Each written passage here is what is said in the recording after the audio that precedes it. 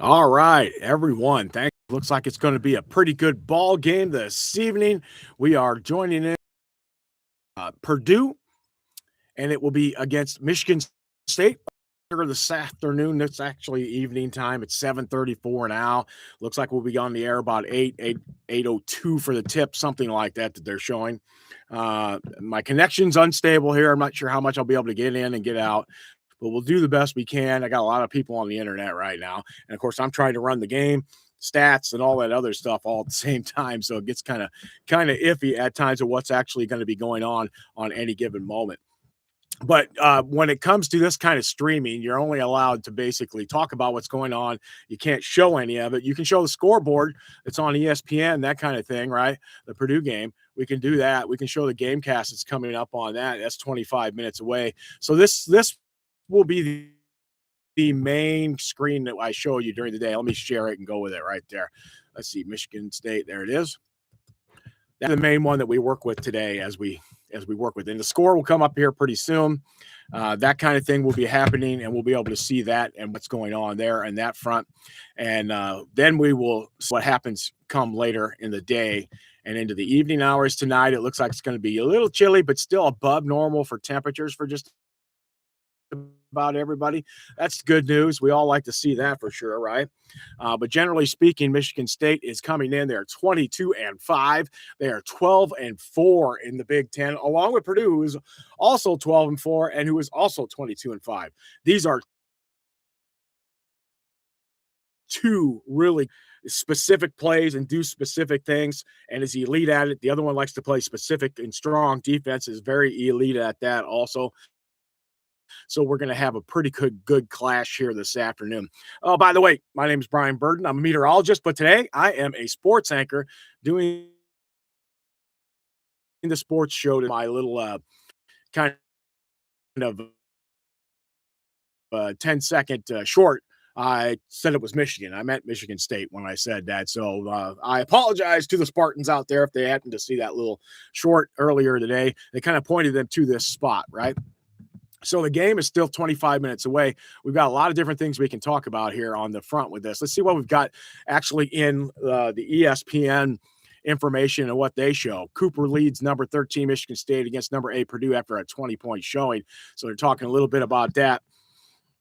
And it does look like there's what did I do? Oh, there we go. There's the live stream. I want to make sure I've got the live stream up and it's still running and you can see it, right? All right, there we go. All right. I stopped using OBS. I don't know if any of you know that, because it wasn't pushing the picture out all the time and it wasn't pushing the sound out all the time. So I'm just basically using the standard YouTube get in live on there, and I don't know how good it's going to be and how bad it's going to be. I still see a picture. Things look good, so everything's fine. You can see my cursor on there, I believe, at times, and we'll be talking about that hopefully. But right now we're talking about West Lafayette, Indiana. That is where the game is, over at Mackey this evening. A lot of you are probably getting in there right now. If you're pointing to the game, you're probably not watching me. Maybe you'll watch this afterwards, but we'll talk about what could be happening, where it's going to happen, and what kind of action are we really going to see between Michigan State and the Boilermakers. So we already covered their records, both 22-5 and both 12-4 in the Big Ten. Michigan State has the kind of head-to-head there. Not that they've played each other, but when they get down to who is seated where, Michigan State's ahead of them. So whoever wins this game is going to fall back and possibly have to play an extra game in the Big Ten tournament if they want to try to win it. And that would come on Thursday. They're both trying to win so that they can be in the top four, and the top four don't have to play till Friday, I think it is, during that. So bottom line, though, Lafayette at Mackey Arena, 8 o'clock tonight. It's on the Peacock. I'm going to try to get the Peacock on my iPad and then watch the game as we do it. And then, of course, the scores will be up here, Michigan State versus Purdue, and we'll talk about it during the entire game, all right? So bottom line, it says here, number 13 Michigan State takes on number 8 Purdue after Carson Cooper scored 20 points in Michigan State's 66-60 win over the Ohio State Buckeyes. Now, the Boilermakers have gone 12-3 in home games, and Purdue has averaged 83 points, basically 82.9, while outscoring their opponents by 13.6 points per game. That's pretty good. Now, the Spartans are 12-4 in Big Ten play, and Michigan State ranks second in the Big Ten with 26.8 defensive rebounds per game, led by Jackson Kohler, averaging 6.2. This will be a big part of the game, that is for sure. Rebounding. Obviously, TKR has made it a priority to rebound this year. And every time he does it, he gets double digits or close to it. And he's had some really big games there. Now, that means his scoring is taking a little bit of a hit, though, right? We know he can score 20 a game pretty easy anytime we want it. But he's been scoring about 15, 13, 15, I think is his average for the season. Mainly because he's working on his rebounds. And his rebounds have like doubled since last year. So he's showed that he can rebound. That is for sure.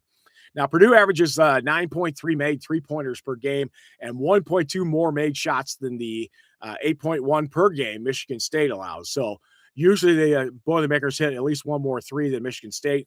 They both take an okay amount of threes, but they average – one averages 9.3 made and the other one averages 7.6. Oh, that would be 8.1 per game for Michigan State, but Michigan State averages 7.6 made three-pointers per game the entire season, which is 1.1 fewer. So Purdue's hitting a little bit more in the Big Ten. It averages 8.7. Michigan State, on the other hand, is scoring less, and their average is 8.1, but in the Big Ten, it's 7.6, so they're scoring a little less there. Either way, it looks like they're going to chuck up about 15 to 20 for each team at this point and try to make that 8 to 9 count if they can. Now, the matchup Thursday is the first meeting of the season for the two teams in conference play. It's actually their only one. They're not going to go back to Michigan State. From here, they're going to go over to Ohio State. Then they're going to go to Northwestern, and then Purdue's going to come back for their last home game of the season against Wisconsin. All three of those are very solid games. This is a great game. Every game will be something that will add to your resume for the March Madness, so to speak. All right, so that's what we'll be looking at least for them. Now, who's the top performers? Well, Braden Smith could be one of those top performers, right? He's averaging 14.9 points and 8.7 assists and 1.9 steals for the Boilermakers, and Fletcher Loyer is averaging 2.6 over the last 10 games. We want him to start chucking it up there. That's what we really want him to do, because the more that Fletch makes threes, every time he makes 4 threes, the Purdue is undefeated. Well, that's why I would want him to score 6 every game, right? That's the way I look at it. So I would try to do that for him every single time. And then we would try to go from there and see if we could score some points. I'm trying to see if I can get my Peacock up right now and see what it does. It shows it's there, shows it can do it. It says watch now. Let me see if something's happening. They may have some pregame going on. Yeah, there's some pregame going on. I can't do that. I can't listen to that and show that to you. But we are getting closer and closer to the game. We're only 18 minutes from the top of the hour. Let's talk about some of the other top performers in this game. Braden Smith is averaging 14.9 points and 8.7 assists. Wow. I already talked about that. And Fletch is doing great. So what about the other side? Kohler now averages 1.6 made 3 points per game for the Spartans, and he's scoring 12 points while shooting 40% from beyond the arc. So they're going to watch him. And Jeremy Fears is averaging 18.7 points, 9.9 assists, and 1.7 steals. This is really good action there for him and during that time frame. So you can easily see that he's a Braden Smith right there on his own, right? He is number 1 in the country for assist, and Braden's number 2. But Braden's on the big time list, and he's heading for maybe the king of the top of the heap. And Jeremy's still got some time to go before he's going to get to that point. He is scoring pretty good, though, too, at 18.7 points. That's the guy I think you got to lock down at least a bit and just keep him in that 10 to 12, 14 range, and maybe 6 assists, right? And maybe a steal if he's lucky, right? That's the kind of game we want to get out of him, something a little bit below normal, and just be in his face all the time, right? Now, in the last 10 games, the Boilermakers are 6-4. That's still counting that 3-game bugaboo they had in the middle of January there, or February, and where everything went wild and crazy.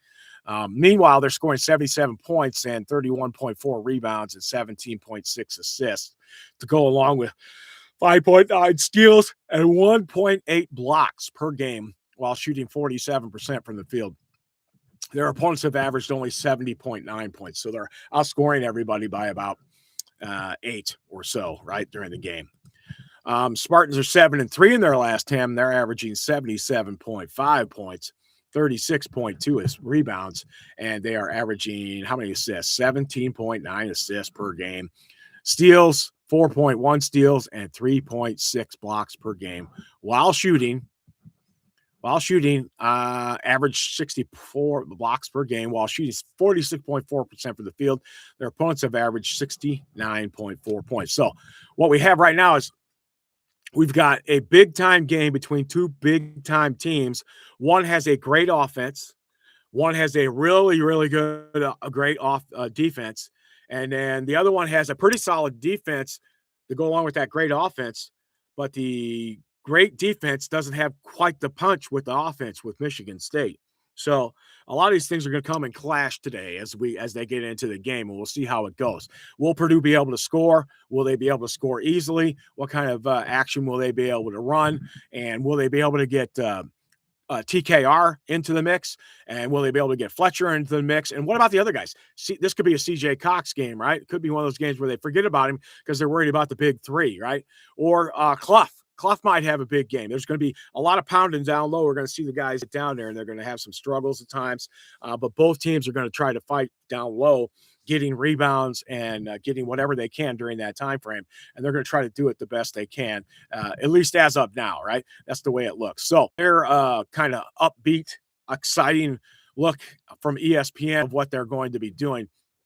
Now let's go back to the Purdue Boilermakers website and check out what they have for their game day updates and what they're talking about. Well, when we go to basketball, what we're going to find out is some pretty cool things. Oh, yeah. Did you know this? I don't know if you knew this or not, if maybe you have, but Purdue and Gonzaga are going to tip it off in the 2020 is November 2nd, I think, right now. So them two, along with Arizona and somebody else, let me check it out real quick here for you guys. National T-Mobile Arena in Las Vegas. It will be on November 2nd, the 2026. It's the Hall of Fame series, and it's their opening night there. Who else are they playing? There it is. Arizona renews its rivalry with UCLA. That should be a good game, too, as Purdue takes on Gonzaga. And they start the season off strong with a good competitor and a strong team immediately. And I did not know this. I believe they are 5-0 against Gonzaga right now. 5-0 record time over Gonzaga. So Purdue has their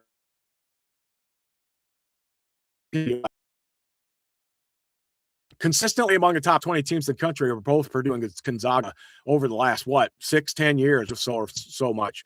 They meet for the sixth time in the series history with Purdue owning a 5-0 all-time series lead. So I was right there about that they have the much, much better record. And the Boilermakers defeated the Bulldogs 2-year span, topping Gonzaga in the Phil Knight Legacy semifinals in November 22. Yeah, 22. The Maui Invitational in November 23. And 24 Sweet 16 in Detroit. That was the year they went to the championship that year. All right. So Purdue also defeated Gonzaga in the 2000 NCAA Tournament Sweet 16, played in Albuquerque. So it was twice they beat them to get to the Great Eight. All right. So the contest is the third announced game for the Boilermakers for the upcoming season. Purdue will face Iowa State in Ames, Iowa on a date to be determined, and will host Tennessee in Mackey Arena on December 12th. So big-time games again. Again, we have a strong, what we would call a conference, obviously, where you're playing some great teams. But Coach Painter is trying to play great teams outside of it during that build-up to the time when you get into your conference schedule. And while he does that, then he's going to be making them a better team, right? How do they play against these guys? How do they do this? How do they do that? And they're learning throughout this entire process. And it looks like sometime when they got into that 3-game losing streak, it seemed like the guys were down a little bit, but they've kind of gotten their second wind. It's hard to say. A couple teams maybe worked out. I mean, the other teams obviously did something to win the game, right? That's always the problem of what's actually happening, is that the other team is out there, and people keep forgetting that the other team is trying to win the ball game too. Doesn't matter who they are. A lot of these teams in the Big Ten are really, really good teams. All right, here's a lot of the game day information. We're 10 days out. Again, Purdue, 22-5 with a 12-4 Big Ten record versus number 13 in the country. Purdue is number 8. Michigan State is number 13 at 22-5 also, and 12-4. And you say to yourself, well, if they got the same records, why is not Michigan State right there with Purdue in their rankings? Well, Michigan State's strength of schedule has not been as strong as Purdue's, and the top teams they have played have not been. Purdue's three of their games have been to teams in the top, two of them in the top five, actually top three, and one in the top eight. So three of their losses have come to teams that are in single digits as their ratings, and there's nothing to be ashamed of about that. And it looks like when we go through Iowa, Michigan, and Illinois, those are the three I'm talking about. That's when we have to say, hey, they played better than you think they did. Look who they were playing. They were playing elite teams too, and there's about 10 of them out there, and there's really only about 5 of them at the moment that can win the actual championship. You would be surprised at some of the numbers you have to win the NCAA tournament. Now, the NCAA tournament is set up with all these teams, 64 teams, but in like the last 20 years, and this has been cognizant, there's been no big upsets, that kind of thing. It's been very consistent. The winning team is in the top 10 in offense and is in the top 30 in defense. And right now, there's only 5 teams in the country that are doing that. 5. Of course, Duke is up there. Michigan's up there. Zona's up there, Arizona. Illinois is up there. And Purdue is up there, of course, also at this point. And when I go to KenPom and I talk about KenPom, let me see if I can find it here. KenPom is showing like 5 of those, all 4 of those teams in the top 10, right? Right. Basically, that's what they're showing. So let me go to it real quick here, and then I will give you an assessment of what I'm talking about. All right. So what we're seeing is the fact that in the Big Ten, right, see some of these ratings down here for the KenPom, the NCAA strength of schedule is 7th. KenPom strength of schedule is 8th. I'm going straight into KenPom. You guys probably can't see it, but Purdue's rating is 31.65. In a normal year, that would be top 1 or 2. But this year, there is a big group of teams who have very high ratings right now. So that puts Purdue in the 7th spot. Then above them is Houston, who's 31-83, and they've lost like 3 or 4 in a row themselves. Houston has. But they're barely ahead of Purdue at this point. And they have their offense is out of the top 10. Also out of the top 10 is Houston, right? Houston is Florida. Florida's last year's champion, but their numbers say they're 33.84, so they're like 2 points better than Purdue on the ratings, on the scale of the ratings. Right, they're at 33.84, and Illinois is at 33.91. Now, Illinois squeaks into that top 5 teams that could win the championship because they have the number 1 offense and they have the 30th defense. They've just squeaked in there, where Florida does not have a top 10 offense, but does have a top 10 defense at 4th. And same for Houston. They are 8th, but their offense isn't strong enough. It's at 16th. So statistics say they don't have a chance. All right. It's at Purdue at number 7. Nobody below them has any of the top 10 and top 30 rankings anywhere. You got one team, Arkansas, is at 4 offensively and 49th defensively. They could do something to get themselves a little better. Some of the other teams that are down there that are single digits, number 3, Alabama, top 3, and they're 65th in defense, though. So their offense is not very good at all right now. So that was so far we talked Purdue. Right, Purdue has the 31.65, but they are 2nd and 23rd. So 2nd in offense, 23rd in defense. Illinois is 1st in offense, 30th in defense. Arizona, the number 2 team in the country, is 8th in offense, 3rd in defense. Michigan's 5th in offense, 2nd in defense. And Duke is 7th in offense and 1st. Numbers, they're 38 for Duke and Michigan. Arizona's on another level at 36. Then it drops to Illinois and Florida in the 33 range. And then Houston, Purdue at 31.5 or a little above that. Iowa State trying to catch them. Then there's a big drop down into the 20s, 29s after that for Connecticut, Gonzaga. Michigan State's at number 11 on the KenPom. So there is room there. There are things going on that you will be able to see and you will be able to run through pretty easily. All right. So That's what you're seeing, at least on that front from that. Let's go back to some of the information on here. What do we got? Well, of course, it's West Lafayette's getting ready to kick off on Peacock in just a little bit. My laptop or my iPad is saying event will start shortly, so that would be about 5 or 6 minutes away. Let's cover some of this other information real quick. Here we go. Overall numbers 22-5, 12-4. We talked about that. They're home, they're 12-3, and away they're 7-2. Neutral courts 3-0. Quad 1 wins 8-5. Quad 2 4. Quad 3 7. All of these are top 5 in numbers. When you put them up against Michigan and Illinois, they've got just as good records as they do. Hence, they are an NCAA net of 6, and KenPom has them at 7th. And offensive efficiency is 2nd and 23rd. Now, NCAA strength of schedule is 7th. KenPom rates them at 8th. All right. So, closing out 3 and this month of February, at the same time, the number 8 ranked Purdue Boilermakers host number 13 ranked Michigan State on Thursday in Mackey Arena. That is today. That is 5 minutes from now. It will be the second to last home game because remember, they're going to go to Wisconsin. Actually, excuse me, they're going to go to Ohio first on March 1st and Northwestern on March 4th, it looks like. And then they will come back for Wisconsin later in the week of March 4th. So we only got a week left, and then we're into the tournaments. And that's the way it's going to be. So got to get our numbers, got to win out. If they win out, they're going to be the highest number 2 seed, or they could actually snag that last number 1. Statistics say they have a better chance than the other teams to do that.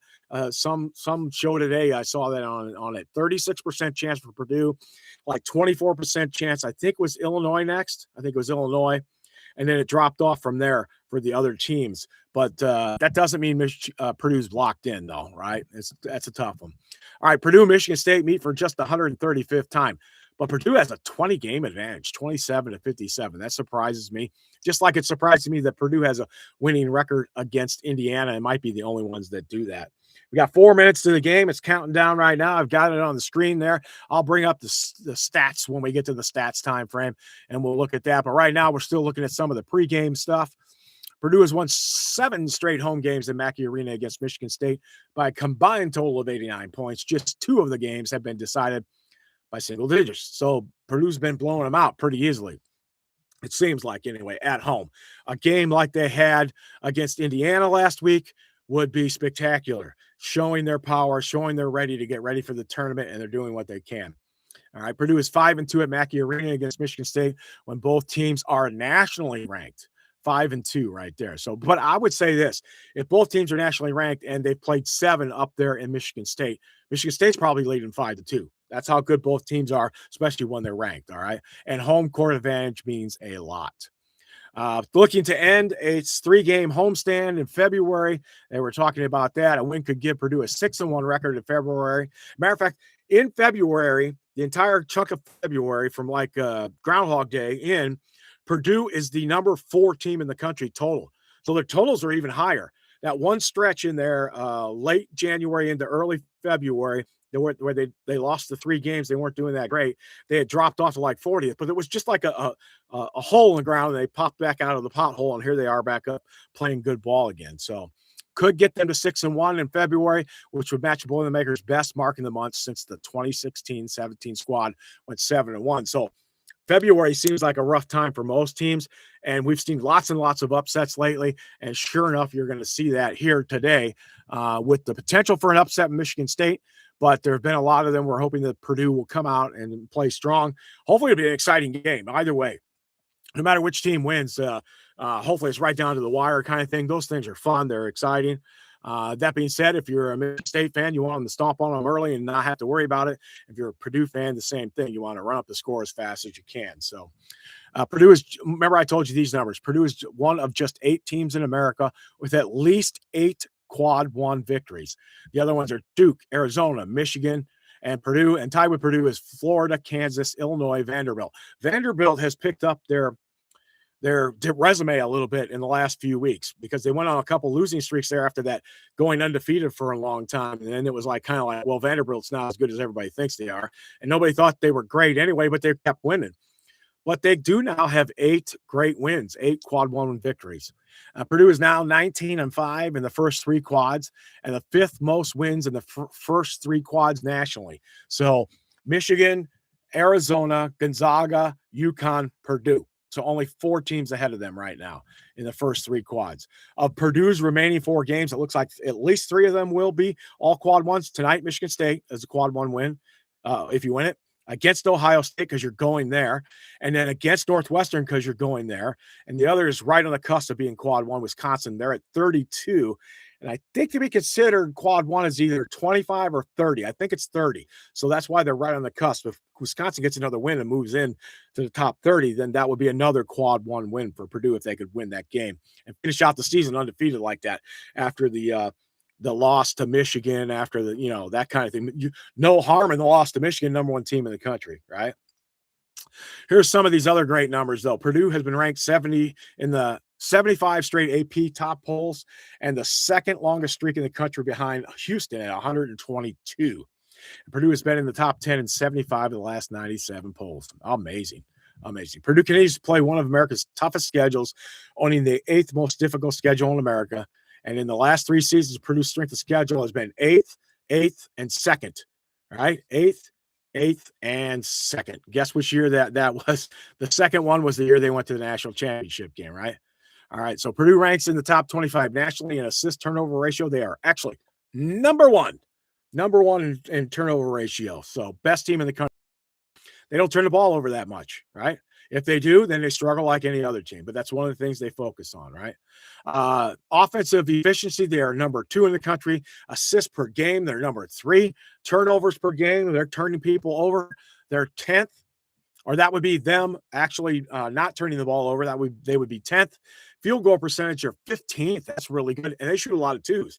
So there's a mix of down low, in the mid-range, and outside. It's hard to cover all 3 of those things, especially when you got a guy there who can pick out anybody and get them the ball to score. Their scoring margin is 18th, and the 3-point percentage is 20th in the country. These are all good signs for good teams. A rebound margin is 21st, and defensive efficiency is, what is it? It is 23rd. All right, so there we go. We've got that going right now. Hopefully you were able to see that pretty easily.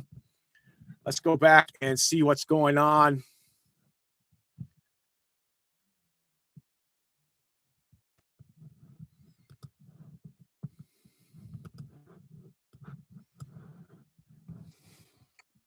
Hey, it's pretty cool. You can't see this moving around, but you can still see me and hear me.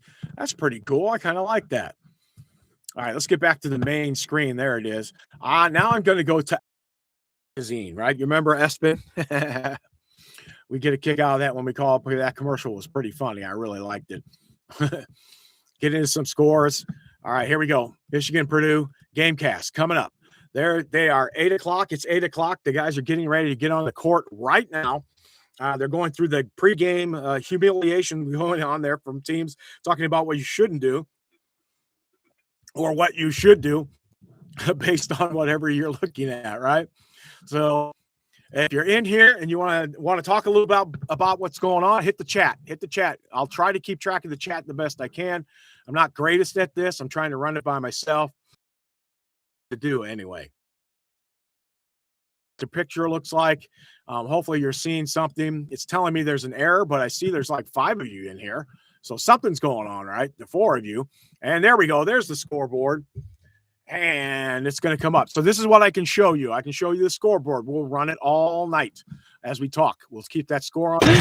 Miami already with 10 free throws in this first quarter. They're 9-10 from the line. Sixers 2 for 2. What's happening right now? They're just joining the cheerleaders, jumping around, having a good time. They're getting ready for a jump ball, and the jump ball goes to Michigan State. So Michigan State has the jump ball, and they are starting to run their offense, a little pick and roll drop, but they didn't do anything with it. Now they swing to the right side. The ball comes back out to the top of the key, out to the top of the arc. A little juggle down low. Somebody's going to try to drive in on Clough. Clough does a real good job of defense, but he still scores pretty easily. That was Cooper. Who scored 2 right there. Nice little banging a bit down low. Nobody said anything. That's okay. It looked like it was pretty clean. Now we go down to the other end, and Braden has them running all over the court. He's back and forth. He's all over the place. Gets knocked out of his hands, though, but he catches it. Now he gets to the TKR. TKR is looking to score. Here comes the double, and he crossed court to Braden, which is high. It was really high. He caught it. He pops it out to CJ for a three, and we are up 3-2. The Boilermakers are. So we made that. CJ with a nice bucket. Each team now 1 for 1 to start already on the actual amount of what's going on during the ball game. Then there's a steal by Purdue coming back the other way. Here's Braden. He's got the ball. He gets it down low to Clough. Clough goes in, makes an easy bucket. Purdue is up 5-2. So that's how the game has started. That's how it's going so far. Looks like Purdue is up there, and they are doing the best they can. They're at 5-2 now. Michigan State's got the ball at the top of the key. They swing it to the right wing. Then down low to Cooper again. He swings out to an easy three-pointer, which is in and out, rattled in and out. That easily could have gone in. Easily could have gone in. And so it looks like right now Purdue is now back down again, got it into TKR. He's trying to do a little banging on some shoulders here. Here comes the double again, and he's going to draw the double and then dump it down to Clough for another easy basket. They're up now 7-2 over Michigan State. I imagine pretty quickly here, if it keeps going like this, there will be some kind of timeout, I would imagine, happening, and we'll have to see how that goes, right? If they actually get that done or not. So right now, Michigan's got the ball. They're swinging it inside the arc. They're on the right arc side away from the camera. And now they're back out to the top of the three-point line. Somebody's in down low. She makes a wild shot. The rebound's bouncing around. Finally comes out to TKR. Braden's driving down the court. He's pushing it, going up for the basket, and the in and out, swinging around, going underneath the basket. Oh, then there's a steal. But no, we cannot get the basket at all. It's 9-2. Now it's getting ready to be 9-4. There we go. There's the basket down on the other end, Michigan State. They kind of took advantage of the fact that Purdue had made the steal, and people were kind of standing around looking at what was going on, and nobody wanted to do anything. So it looks like there's the possibility that there was they could have made the steal, but they got to pay attention to what's going on when you do that. All right, Braden's got it out near the line. Now he's inside. He's dribbling around everybody. A backwards pass to TKR, who misses the long floater, but Braden's out there for the long rebound. He goes behind the back to Fletch. Fletch swings it around the wing. Now he's back to Clough. Clough is down low, and he scores with no problem. It is 11-4 Purdue at this point, and it looks like a nice, good push for Purdue coming out. There's a little break right here. I don't know if anybody's called timeout or if we just got a break at this moment, but we'll have to see how that goes. There's a little break right here. And they're showing the crowd. Braden swings it out to CJ for his first assist of the night. Very nice on that one. I think he got another one down there with Clough. We'll have to look at the stats on that here pretty much coming up. Right now we've got Michigan State in there showing their stats, and Purdue is down lower on the board. They make it 2 now. It's 11-6. That's 3 of them down low for Michigan State. But Purdue has 11 because they've scored in all 3 aspects, from outside the 3, inside for 2, and down low for 2. So they've scored a little bit every way. There's been a fast break points where Braden just pushed it.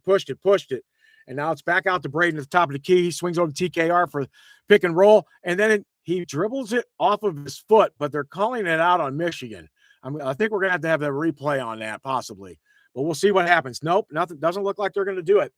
Does look like Braden dribbled it off of his leg, but it does not go that way. It goes out of bounds to Purdue. Braden gets the rebound. Oh, there's the alley-oop right in front of the basket. Clough jams it down. Another assist. Career assist number 997 for the big man, Braden Smith, and Clough just puts it down. So Clough and TKR are having no problems with the big men of Michigan State. That being said, Michigan State's big men have scored pretty much at ease too. They have 3 buckets already too. I think they're 3 out of 4. There's a drive down the lane. It does not go. Rebound comes out to TKR. He gets it up to Braden for a fast break, who's pushing it again. Stops for the pull-up 3. It misses. Oh, but Clough gets in there and knocks it out, trying to get the rebound. Nothing wrong with that. That was a nice pull-up that Braden tried right there as he was driving. You know, the last one he drove around the players right, around the guys, and he went down for an easy layup on the crossover layup when he started down the left and ended up going under the basket and swinging into the right to score that. This time, he pulls up at the three-point line, shoots a really nice shot, juggles in and out, and then pops out. And Michigan State's got the ball. Right now, though, Purdue is up 13-6 with 15:30 left in the first half. All right, so a good start to the game for Purdue. Let's see what the points total are. So Kaufman-Rain hasn't even scored. He took one basket, but he does have 2 rebounds already and 2 assists. Look at this, Clough, 4 for 4, 8 points already and a rebound. And it's TJ's got a 3. He's 1 for 2 shooting. He has an assist. Braden has 3 assists already. He's all over the court. He's like the Energizer Bunny right now. He scored 2 points on that layup. And Purdue does have the lead right now at 13-6. Let's look at the total of everybody right there, and you can kind of see how it's going. CJ's come out already. Fletch is coming out, it looks like, and who's going in? It doesn't show who's going in yet, but they'll be coming in, it looks like. So good start. Rebounding 4-4 at the moment, so that's tied. We don't have any turnovers, or do we have any yet? So 2 turnovers by Michigan State, none by Purdue. And right now, currently, steals are 2-0 Purdue. So both turnovers came on steals. No blocks for either team, and the rebounds are pretty much even. 3-point shooting, Purdue is 1 for 2, and Michigan State is 0 for 1, the Spartans. So Purdue has the lead, 13-6 currently. They're doing pretty good on that front, and they'll be back. They're in a commercial on a timeout at the moment. It's 13-6 is the score. We go back and we kind of look at some of what we're chasing here on the side. Michigan State is 12-4. Purdue's 12-4. Illinois is 13-4. So Purdue is trying to get into the group of Nebraska and Illinois at 13-4, and then pop Michigan back behind them at the 12-6 mark. Clemson and UCLA. But Michigan State's trying to do the same thing to Purdue, obviously. Okay. Scoring on Michigan State, Cooper's 2 for 3. Got 2 down low buckets for him. That's where the main scoring came from. He's got 1 rebound. Fears has got a rebound, and Fears has an assist already so far. But scoring-wise, it's 4-8. Clough has 8. Cooper has 4, and Clough is 4 for 4 down low. He's doing some scoring. TKR, nothing yet, but he will get something going. That is for sure. 13-6. They're coming out of the timeout. They're coming back onto the court. They're showing most overall wins in Big Ten history. Gene Cady, 512, Bob Knight, 659, and sure enough, Tom Izzo is your number 1 man up in the 600s, and Painter is chasing him. There is a possibility someday maybe Painter hangs around long enough that he will be the guy that breaks the record of whatever Izzo sets, because Izzo, every time he steps on the court to coach his guys, is getting more and more credit towards games played, and so he's already way up in the 600s for wins every time they win. Izzo, very respected. Looks like we're going to go down low. Some kind of foul is going to pop up right about here. TKR getting ready to go down. There he is. Drives. Oh, he swings it over to the big man, who Clough is out now, and DJ is back into the game, or DJ has come into the game. There was a little alley-oop there, and the guy undercut DJ, kind of threw him off balance, definitely. They're calling it a turnover. We're going to have to see what's going to happen here. It was a foul first. I think we're going to have a turnover with the time. Didn't get the ball in this time. So there is a turnover on time of the inbounds pass. Braden lost track of what the time was. He didn't get it in quick enough. It's probably just a quarter of a second, and he just waited too long to get the ball in. It's 2 turnovers to 1 right now. Michigan State has the ball. They're up at the 3-point line, swinging it around. Then they go back way out into the corner, the left corner, which is closest to the camera, and then they swing at the top of the key for a 3, and that is good. It is 13-9 now. Nice shot by Fears right there. He's got the 3. And did they call a foul on that? I think they may have called a foul on that. Not sure. Oh my gosh. Here we go. The fake. I got jumped on. Oh, yeah, if they called that a foul, and they did, which is amazing, a 4-point play on a flop. That was a flop, anybody. If you had seen it, that was a flop. CJ did not touch him, did not do anything to bother him, but he's going to get a free point out of that. And we see Fletch do that all the time, doesn't it seem like? Flopping has become very big in the Big Ten and all around the NCAA. That one was rough right there. That was hard to watch, because Clough is like CJ really didn't touch him. Really didn't touch. Just walked up next to him, put his arm up, and then when he came down, Fears acted like he's bent his legs, and he had a hard time, and he did, which he did, but he didn't get the foul, but he gets the points. Now Purdue goes down, misses a shot in close with Daniel Jacobs after working the ball around, and then it looked like it was almost a steal, but it's a steal went straight to the Michigan State player, Martin, who scores from underneath. So the steal gets knocked away. It goes right down underneath the basket to him, and he scores. That was kind of crazy thing right there. It looked like Purdue was going to get the ball. Now it's 13-12. Purdue was up 13-6. We got guys diving all over the court right now. We got a jump ball. It'll probably go to Purdue, I believe, because Michigan State won the tip. TKR had a ball. A guy tried to take it away, fall on the court. Carr dove down there. And so, yep. And they're showing the replay of the guy getting the ball down low. That was crazy. The knockout. Fletch knocks the ball away from the guy and it goes straight to the guy into the corner. Then we got a little pass, kind of lazy pass to TKR. And it looked like Carr jumped in there and they got a jump ball, basically. That goes to Purdue for the possession. So they're up on the top of the screen. Right near the Michigan State bench is the inbounds. Looks like it's Fletcher that's in the inbounds. He inbounds it to Braden. Braden swings around, drives the lane, comes out, swings it out for the three-pointer. Goes in and out from Fletch. That was a beautiful shot. Swung around the outside of the rim and then back up to the backboard and did not go in. We've seen some crazier shots go in this year, that's for sure. Woo, Fears almost threw that one away right there. They're swinging it around. Michigan State's trying to move the ball. As expected, both teams just working the ball back and forth around the court, swinging it from one end to the other.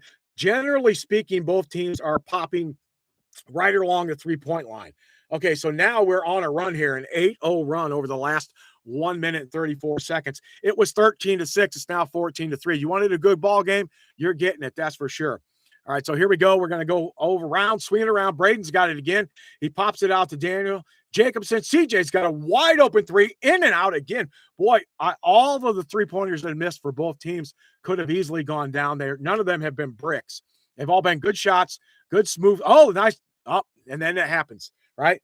You get the block on the shot for the guy driving and it goes straight to the Michigan State guy who picks it up and scores. And now they're on a 10-0 run, and Purdue is down 16-13. All right, so what are they going to do this time? Jacobson's got the ball, hands it off to Fletch. Fletch drives over to the right, down low on the screen, back to TKR, who goes down in the paint, drives in, scores at 16-15. Michigan State on the drive back the other direction. Now they've got the ball at the top of the key. Everybody's spreading out again. You got a guy it's right in the free throw circle. Nobody down low. Everybody else is out around the three-point line, and they are swinging around and trying to get some of these blocks and some of these. There we go. Oh, swinging it around Michigan State, and clock is going down. They're down to 7, 6, 5. They're going to have to get a shot. Oh, my gosh, and he comes in for the jam, and Daniel Jacobson goes up and gets the block and blocks the shot. There's 3.9 seconds left. They did not get the ball to the rim either, but it looks like it may have been out on Purdue. So they're going to go to a timeout, the TV timeout. And Michigan State now has the 16-15 lead. Looks like they're going to inbound the ball on when they come back. And this has been a 10-0 run. Purdue was up 15-6, starting to look like they're running away with it. And then now all the little small things Michigan State's been doing. Since the timeout, they've come out and looked like a team on a mission. Purdue is still playing great, but they're not scoring. They're missing shots, right? So they haven't scored since that time frame. Couple threes in and out. Michigan State's had a couple that have gone in and out. When we look at the box score, let's see how many misses we have. I'll bet they're pretty close to exactly the 2 or 3 that we've been talking. So Purdue is 1 for 4, and all 3 of the misses were like in and out, swinging around. Michigan State was 1 for 3. Their 2 misses did the same thing, kind of in and out, swung around, could easily have dropped. So they were good shots. Each team shooting right now 50% for Michigan State, 54 for Purdue. What's the difference? Field goal or free throw. 1 for 1. That 4-point play on what to me looks like a flop. Any one of those, go back and look at Fears and you'll see that he flopped on that one. Definitely, it looked like it. But it's 16-15 right now. Your top scorer is Trey Kaufman-Renn's been in 8 minutes. He's got 2 points now, 2 rebounds, 2 assists. Braden Smith has been in 8 minutes. He's got 2 points, 1 rebound, 3 assists. All right. Clough has scored the most at 8 points, 1 rebound. CJ Cox has a three-pointer for 3 points, and nothing yet from Fletch. He's only shot with that one, and that thing would look like it was down and just drained right out of that bad boy. So he did not get it at all. Jacobson hasn't scored. He's 0 for 1. And remember, he does have a rebound. Rebounds are 5 to 8, but that's because Purdue is missing, which gives Michigan State a better chance for a defensive rebound. And Michigan State has been making. If you're making, that's less of a chance for defensive rebounds. And there aren't really no offensive rebounds in this game so far. Both teams have been pretty solid on keeping the other team off the board. If there has been, it's only been 1 or 2 at this point. Let's get back to the game cast real quick here. We'll see how things are going.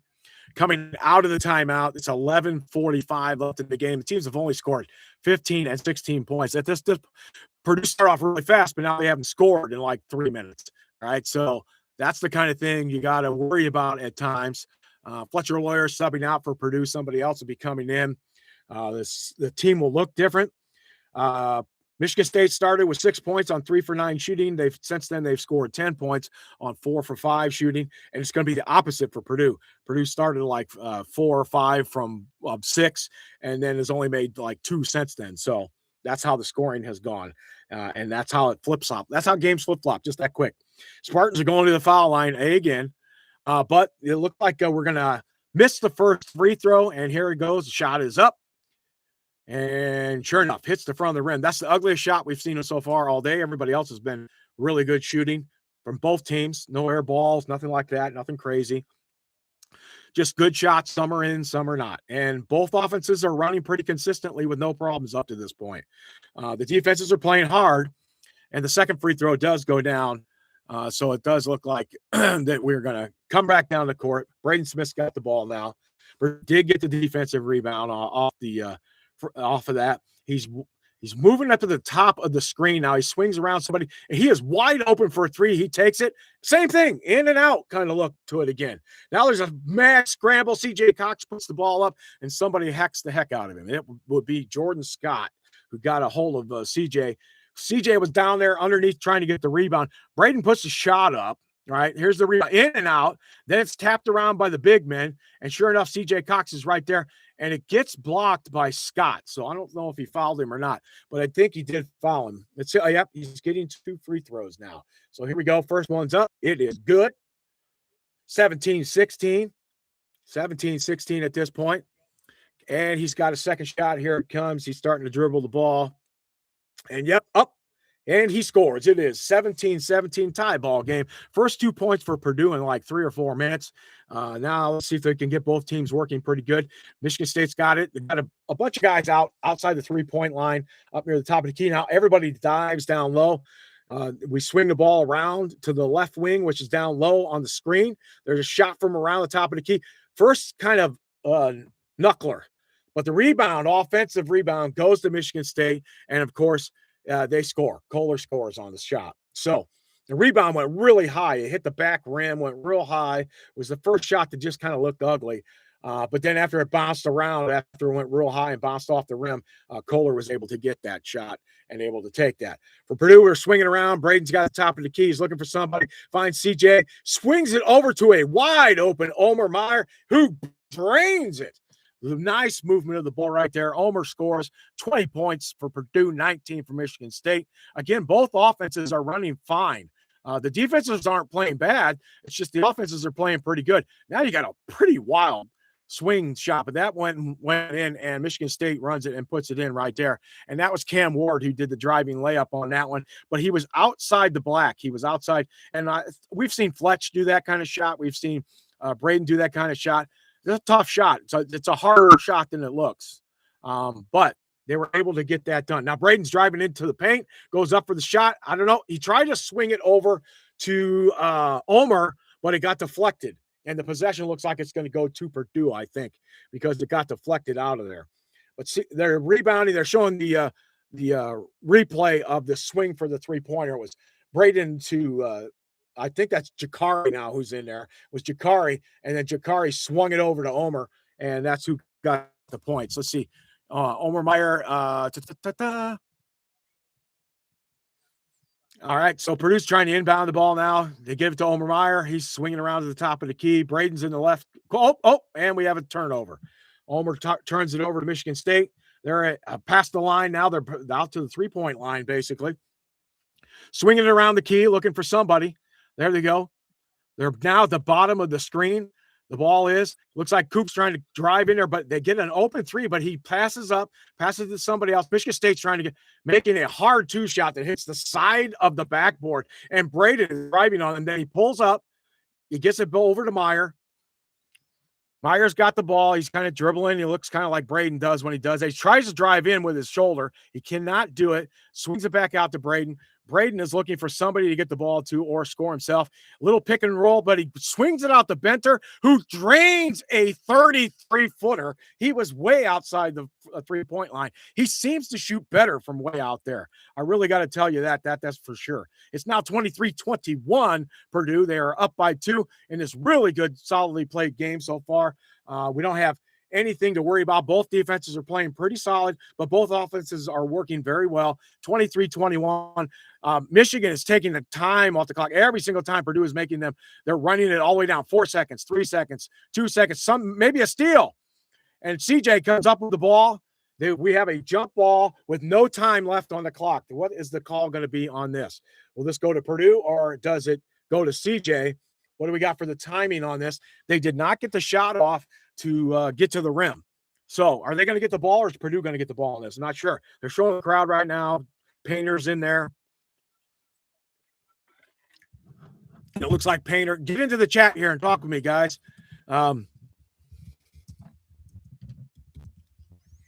If you got some questions, let's talk about it, right? All right, so it did go back to Purdue. Now Purdue's got the ball down to the three-point line, swings it back out to the top. Benter is open again. It shoots, but some kind of foul happens. Jackson Kohler subbing out. Cam Ward is subbing out. There was a foul on Carson Cooper down low. I don't know if that's his first or fifth or sixth. Let's see. Cooper. There he is. That would probably be his first foul. Yep, his first foul. But did Purdue get it off? What's the shot going on? They're showing the replay. We got 20 seconds on the clock. Purdue is trying to inbound the ball. Now they've rebounded one inbound pass was straight for an alley-oop for an easy dunk. Now we got a moving screen by Clough, it looks like. They're calling it a Braden Smith turnover, so maybe he traveled. It's hard to say. I can't see what it says specifically, but it kind of looks like that. It may be what? Oh, he's got some kind of push-off foul for Braden before he got the ball. It's kind of crazy because guys hit guys in the chest all over the place. They never call anything. So immediately, Michigan State drives down the line and nails the three. Of course, they drive it into the paint without Braden, swing it out for an easy three, and they're up 24-23. That three-pointer came from Kurt Tang, and Tang, don't know what he's got 5 points so far. He's made 2 buckets, a 2 and a 3. We're going to have Omer Meyer running the offense. He's out on the P in the center of the court. He's looking around. Here comes Clough to do some kind of adjustment and to try to stop. And we had Benner over in the corner. He's getting ready to throw it to Benner. Then we're going to call a timeout. I don't know who it was out on. That's the second time Omer's had somebody steal the ball from him and had a pass for a turnover. They're going to call it a Cam Ward steal right now at the 7:44 mark, and they have gone to a timeout. Okay, so right now, it's been a really good game. It's been solid for both teams. No complaints either way. It looks pretty good. And defenses are playing pretty tough. And as you would expect, 24-23 game. This was going to be a low-scoring game. There was no doubt in my mind because both defenses like to run it down to like 5 seconds to take their shot every time they get the ball, trying to get the best shot. Problem is I believe Purdue passes up on a lot of really good shots that they could take, and they never do that. So we'll have to see how that goes. But as of right now, it looks like Purdue and Michigan State's offenses are playing just like they need to. Both defenses are doing exactly what they want to. At the beginning of the game, Purdue kind of took advantage of Michigan State, and Michigan State didn't look shell-shocked because they were playing good. You could see it. Purdue was making shots, and that kind of happens. Then Michigan State went on a 10-0 run to get back into the game and take the lead, and Purdue started tightening up everything. And Purdue was making little mistakes in there from time to time. So that's how that was working, okay? So there's where you're getting that. So Cooper has 4, Fears has 4, Ward has 6, and Tang has 5. When we go and look at the box score, Box score. Oh, one too many. Sorry about that, guys. Box score. You're going to see that right now. Those are your main scores. They do have 6 points from Cam Ward off the bench, and Tang is technically off the bench, right? So then you got 4-4 between Fears and Cooper, and 3 and 2 for Carr and Kohler, respectively. Purdue, on the other hand, Oscar Clough has 8, but he sat out for a while. Daniel Jacobson came in. Jacobson didn't score, but off the bench, Purdue has Omer Meyer scored 3, Jack Benner scored 3, Jakari Harris has scored 2. Purdue is shooting 56%. Michigan State shooting 53%. And free throws are 3-2. Both teams have made 2, with Purdue 100%. And it looks like Michigan State is at 67%. Threes are 3 of 7 for Purdue and 2 of 4 for Michigan State. They don't take a lot, but they are making everything just about. Rebounds are pretty close, 7 at this point, and assists are 9-5. Our man Braden Smith has 4 already. We're not done with the half yet. He's probably going to end up with 5, 6, 7 somewhere in there. He took a little break. They went to the timeout. He's probably going to come right back out and start guiding this offense. Numbers say everything's good. Team's playing good. Everybody's playing good. Fears has 4 points. He has 1 rebound and 2 assists. That's kind of the head-to-head between him and Braden. Braden has 2 points, a little less, but he has 2 rebounds and 4 assists. All right. So, and he has a steal and a turnover. So right now it's 24-23. Michigan State is bringing the ball up. Let's go back out to the game cast for you guys. Oh, there's a block and a steal by CJ. CJ is now driving it up with most of the players already down the court, and he flips over to TKR, gets the Ulmer. Ulmer's getting the block there from TKR, throws up an ugly brick, and then it's going to be out of bounds on Michigan State. So Michigan State knocks it out of bounds. There's kind of a scuffle there. But they're trying to do the pick and roll, but CJ jumped in between and jumped up and knocked the ball over. And then Purdue moved it around the court, got it to Ulmer. Ulmer swung it around, got it back, and took the shot, and the shot was deep. It was off the back of the hard rim, and it just wasn't good. And then we swing it out. They come out of the break. We don't see it. I didn't even see who scored, but that put Purdue up 26-24, three-pointer by Fletch, and another assist, I believe, from Braden, but we didn't see it. It wasn't there. They were still talking about the other shot. So I didn't get a chance to see what was going on with that. All right, so here we are. We're swinging it around the top again of the three-point line. There's 3 guys out there. Michigan State doesn't shoot many three-pointers, but they draw you out so they can get moves into the inside. And there's a pretty bad three-pointer off the front of the rim. Braden Smith gets it. He's on the drive. Back to him. Back to TKR, who gets his shot blocked. So it was when they drove down there, it was a 3-on-1. It was a 2-on-1 for sure with TKR trailing. Braden gave the ball up to CJ. CJ gave it back to Braden. Braden gave it over to TKR, and TKR got his shot, his little floater blocked. That was close, though. That was close to, and then Michigan State ended up with the ball. Purdue's up 28-26, though, at this point, or 28-24. Looks like that Michigan State gets it down low, and they get an easy bucket down there after a nice drive by, I'm not sure who that was, but Purdue is up 28-26 at this point. It'd be nice if we could come back to that three-pointer and see who's got it. But Braden Smith now has 1,000 career assists. 1,000. He is in 4 digits. That is rare territory in the Big Ten, let alone he's leading the Big Ten. But in the NCAA's, 1,000 assists. There's only like 4 guys he's got to pass now to get to the top, and he's still got a good chance of doing that during the season. All right, TKR does a little spin move, spinning around. Gets hacked by Ward, and I got to admit he could be in a new movie, I guess. That's what I'm saying. Yes, he got hacked. That was easy to see, but he kind of fell down on the ground. TKR did, kind of looking like it was the worst thing in the world that happened to him. But realistically, that was kind of a flop too, trying to draw a foul. But he was fouled. There was no doubt about it. He made it look a lot worse than it was. But he makes the first free throw. It's 29-26, Purdue. We got 5:55 left in the half. And, of course, we're going to see all kinds of different things coming in. So the possession is still Purdue's. The second free throw goes up. It's missed, but Daniel Jacobson is there for the rebound. Throws it away, though, unfortunately. Trying to get it out to Fletch underneath. That would have been great. Offensive rebound back to Fletch, but he couldn't do it. He was falling out of bounds as he was doing it, and he just couldn't get anything, and he threw it away.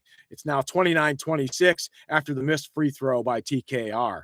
All right, so as we come back down the court, Michigan's moving around the top. They like moving it around the top of the three-point line a lot until they can get something down low, or they drive in, they get an opening and drive in. Now they got it down. Number 3 is there. He passes out to the outside, back to Fears out of the top of the key. Now he drives down the lane. He flips it off to somebody who makes a wild slam because he had a good angle on Clough. And so there's 2 points for Michigan State. It's 28-29, but Purdue is right back down the court. Here comes Braden crossing the half-court line. He's stopping at the top of the P. TKR comes out for the block, flips it to Fletch. Fletch puts up a big-time shot to Daniel Jacobson, the alley-oop. It's not a pretty shot, but it goes in, and he is fouled on the shot. Purdue is up 31-28. This was nice. Fletch comes in, everybody draws to him, and he puts it up. And the big man, Daniel Jacobson, puts it down. I think he might have hit his head on the backboard. I have to take another look at that. At the other end, they're showing the rebound in the jam by Carr, who got around Daniel Jacobson, but that was okay. Jacobson did not foul him to give him the extra point. In this case, Jacobson got fouled, and he misses the extra point. Okay, so the free throw does not go down. It's 31-28, the Boilermakers, with 4:42 left in the first half. We got on my screen, I got about a 10-second difference, it looks like. On here, it's 4:56 right now, and you got 4:42 on the screen from ESPN. Here we go. Jeremy Fears is going to be the ball. We got the guy right there on down low. We're not sure who that is, but he takes advantage of Daniel Jacobson and jams it. Boy, he's acting like he's the biggest guy in the world, but he's going around a telephone pole and acting like he's the biggest dude. But he gets fouled and gets the free throw out of this. It's a good move, get me wrong, but he does push Jacobson out of the way with his forearm down low. Right there, boom, hits him in the waist. That throws Jacobson off balance. And then, of course, Jacobs trailing then. He's trying to get it. The guy goes up with the jam instead of just laying it in, and Daniel fouls him to make it 31-30. He's got the free throw, and he makes the free throw. It's now 31-31. There is 4:42 left on the clock. What's going to happen now with Purdue as they come down the court? Here we got Braden again out near the P. This time he's right dead center. He swings around to the left, goes down the lane, swings it out to CJ, who drains a three-pointer from the right corner, the bottom part of the television screen. Purdue is now up 34-31. And in the game, Purdue has 13 assists, and Michigan State has 8. That's a good, solid game. Those are good offenses playing. And we have a three-pointer try by Michigan State, which is missed. Braden's pushing the ball back up the court. He does not have the numbers. He stops it. Clough is there to give a little bit of the break and a little bit of, and a bad pass by Braden. That one, you could see it coming. Braden got to a place on the right wing. He couldn't do much with it. Now Michigan State's throwing it around the court too. They finally get themselves back into their offense. They're down 34-31. Here we are running the clock back down. We're down to 12. They still haven't done anything. Oh, the guy loses the ball. We got a fumble on the floor. Braden gets to it. We got another jump ball, and I believe this time it's going to go to Michigan State. But I don't see the arrow on the screen anywhere. Are they even showing it? This one does not have one, so I think it's going to go back to Michigan State, and they may be going to a timeout with 3:42 left in the first half. Let's look at the scores real quick again. Who's doing what? Now, since we last checked, 5 points from Trey. Oscar has 8. CJ has 6. Braden only has 2, but he's only taken 3 shots. Fletch has 3. He's only taken 2 shots. But look at this. 7 assists already from Braden Smith. We aren't even through the first half. He does have 2 turnovers, but he has 3 rebounds also. If we can pick up some of his scoring, he's got to be close to that triple-double potential later in the game. Don't want to talk that, but it could happen. You never know. Trey's got 2, 2, and 5. He scored 5 points, 2 rebounds, 2 assists. Cliff has 8 points, 2 rebounds, no assists. So those are your main guys. Then you go to Michigan State, and your high scorer there has scored 7. 2 of them, Carr and Cooper, both have scored 7. Cooper has 3 rebounds, no assists and no rebounds from Carr. He's just scored 7 points. That's it. Jeremy Fears, 4 points, and he has 3 assists, so he's kind of on track for his norm too for assists. Scoring-wise, he's down right now, but he has also only taken 2 shots. So it seems like both teams have decided to get it to the secondary guys to score, and their big-time guys have not done a lot of damage yet. I would say Trey's only taken 3 shots. Fletch has only taken 2, and Braden's only taken 3, and then everybody else is swinging around. Cox has 3. Clough has 4. The guys are taking shots other than the big 3. And so the same thing with the bench coming out. We got 6 and 5. You got 11 from Michigan State's bench, and you got 3, 6, 10. We got 10 from Purdue's bench. Very good for both teams at this point. We're not even done with the first half. Looks like they're both going to be, the benches will score around 20 points at the current rate that they are going. 11 rebounds for Michigan State and 10 for Purdue, so pretty close there. Assist, Purdue leads 13-8. And turnover is 5-4. So 5 turnovers is pretty big for Purdue already. That's too many. You know, a coach will tell you that. How they got the 34-31 lead, giving up more turnovers than they have gotten is pretty hard to do a lot of times. And offensive rebounds, there's 4 for Michigan State, and there are 3 for Purdue at this point. Game now after the commercial, they're talking about some of the schedules coming ahead for each team. The first one they're talking about is games that are upcoming games. Oregon against Illinois is on Tuesday at 9 o'clock. And yes, these are all in the Peacock. Ohio State against Penn State next Wednesday at 7:30. Michigan versus Iowa next Thursday at 8 o'clock. And then the Big Ten tournament first and second rounds are all on Peacock. And I didn't want to get Peacock, but I had to do it if I wanted to watch the ball game and come talk to you guys. So I finally gave into it. 13 assists by Purdue is big. They are 13 for 21, and Michigan State is 13 for 24 shooting. And 3-pointers, Purdue is 5 for 9, and Michigan State is 2 for 6. So there's where your scoring is coming from right now. It is 31-34. Again, Michigan State doesn't take a lot of threes, but they sure are making. Here's another one from the top of the key, and sure enough, nothing but net, 34-34. I think that was Cooper who did that. Not. Couldn't tell who it was that swung that around on that one. Purdue is 5 of 9, and Michigan State's 3 of 7. Purdue will take 5 of 9 every day, all and Sundays, right? When they're shooting threes. But we want that to be 15 of 27. I'm fine with 15. I'd like to see him shoot 27 3-pointers myself. So 34-34. We got 3:07 left. Now Purdue's running down to like 6 seconds. Braden's swinging all over. He swings it over to Jakari. Jakari dribbles in, takes a little 2-pointer. He gets a rebound from Clough, who goes opposite side of the basket for the easy lay-in. Purdue's up 36-34 with 2:52 left, and the clock is now drained. Michigan's running its offense back and forth. Same kind of thing. Got a wide open 3. This one is very short, and Clough gets the rebound on that and gives it over to Braden, who slows everything down and now walks the ball up to the half-court line and across the P, swings it over to CJ. CJ's getting a nice little block from a screen from Clough. Then he gets it back to Clough.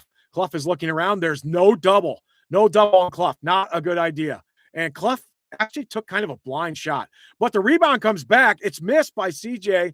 Nope, that's Jakari. Sorry, Jakari did that. Jakari gets the rebound, lays it up, and it rolls around the rim and comes off the other side. And somebody fouled somebody in the scrum there. Purdue is up 36-34 still with 2:18 left, but it's Michigan State's ball. So now we're going to run up the offense. Michigan does the same thing Purdue does, kind of walks it up. Now they're throwing it around the top of the 3-point line. Different guys. Purdue are popping out, in and out. We got guys moving. We had a guy open down low, but then a double team came. Oscar Clough, somebody deflected the ball. Braden's got him. They're down to 12, 11, 10 on the shot clock. Now he's driving the lane. That's fierce, but he lost control. Then he's down on his knees. They try to take a wild 3. It misses, and TKR grabs the rebound, swings out to Braden, who's pushing the ball at 1:47 left in the game. And it looks like, let's see what's going to happen here. We're getting the block. We're getting a swing to KR, who swings. Michigan State gets it. It's 34-36. There's a pass in the back. Fouls Fears. 80 feet from the basket, but it was one of those kind of weird throws. But TKR had it, swings out to Fletch. Fletch does not take the shot on the replay. Comes in, tries to get a better shot in close low. Doesn't hit rim or anything. He just hits backboard and it bounces off. Braden's going to sit out the last minute and a half because he's got 2 fouls. That means Omer's probably in there. But be ready for fireworks in the second half from Braden. It's 36-34 still. 1:30 left on this clock that I'm watching. Michigan State is again working their offense. Down to 20 seconds. Going left, down low, underneath the basket this time. No double team. No double team. There's a shot over Clough. He cannot make it. TKR gets the rebound, swings it out to Omer. Omer comes down the court. Omer is now playing Braden's game, right? Here he is backing into a guy way out past the point line.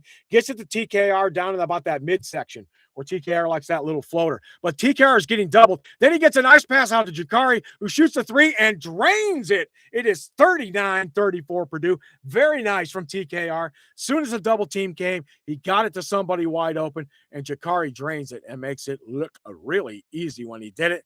We have 52.7 left on the clock. TKR getting banged by 2 guys. Hands are straight up, though. Nothing wrong with that. TKR is the one who's actually kind of bouncing into them as both of them stood there kind of hands straight up. But as soon as he got his right hand out from underneath those guys, he was able to swing the pass out to Jakari, who drained it. Jakari drained it. Matter of fact, let's look at Jakari now. What is his scores? It's 39-34, and Jakari has 5 points. He is 1 for 2 on the 3-pointers, and Purdue is 6 for 10 on threes. They have a 5-point lead currently. But Michigan State is still shooting 50%. 3-pointers, they are 3 of 9 right now, and they have 3 of 4 free throws. Purdue has 3 of 5 free throws, missed their last 2 after starting out 3-0. Assists, Braden has 7. Assists for Michigan State is 9, so Braden's got almost as many as them, but there's 4 total made on 15 baskets for assists in this game so far for Purdue. High scorer Oscar Clough, who is now 5 for 6 from the field. He's the only guy in double digits so far. And Trey Kaufman-Renn has 5. CJ Cox has 6. And then all the other guys have 2 threes or 5 from Jakari Harris we talked about. When you look at Michigan State, they've only had 3 guys come in off the bench, but 2 of them have one has 5 and one has 6 points between Tang at 5, Ward at 6. They're coming out of the break right now. They're showing both teams. Let's go back to the game cast over here. 39-34. I think Michigan State has the ball at this moment. Coach is clapping both Izzo and Pink, talking their guys up. Michigan State's bringing the ball up, does the same thing they've been doing all game. They start working way outside the 3-point line, back and forth, doing a weave of some type. This time they don't bring as many guys out. They keep him out there, get Fears one-on-one. But Fears loses a juggle. He's got 2 guys on him now. I hate that when you get into that point of swinging out for a 3. That was awful. And here we go with the 3-point foul on Fletcher Lawyer. This one, I'm not sure. This one's probably real. The one on Fears earlier was awful. It was awful. But this one, he doesn't give him enough room, and he bangs into him on the side. And Fletch is a 3-point shooter, knows he shouldn't have done that, and he did it. Now we got 3 free throws coming up because it was a 3 that was being shot. First shot comes up. Shot is bouncing around, no good. Wow, that one hit the back rim, went way up to the top of the rim, missed, and came down. So let's see if he can make the second one. It's 34-39 with 34 seconds left. Purdue needs to put a bucket in here and stop Michigan State from getting in. Looks like Purdue will maybe make the last shot. We'll have to see. He makes the second free throw, 39-35. Scott has 1 point and 3 assists so far. That was his first point of the game. He's taking his third free throw, and he makes that. So he made 2 out of 3. They are now up Purdue 39-36 with 34 seconds left in the half. And they're taking another timeout, it looks like. Timeout on Purdue as we get close to the end of the second half with only 34 seconds left. This has been a very good game to watch. Both teams are diving. You can see the intricacies of hard play in both teams in this game so far. Both teams try not to foul, but play hard defense. That looks really good. We're not getting any of these wild calls from the officials out there. There's only been 1 or 2. Like I said, that it's looked to me like he flopped on the 3-pointer, but that's 1 point because he made the shot anyway. But it did turn into a 4-point play. Purdue is up 39-36 at this point. And it does look like it's an exciting game with a lot of stuff going on and a lot of teams doing what they can. Chat. I'm going to get in the chat here real quick.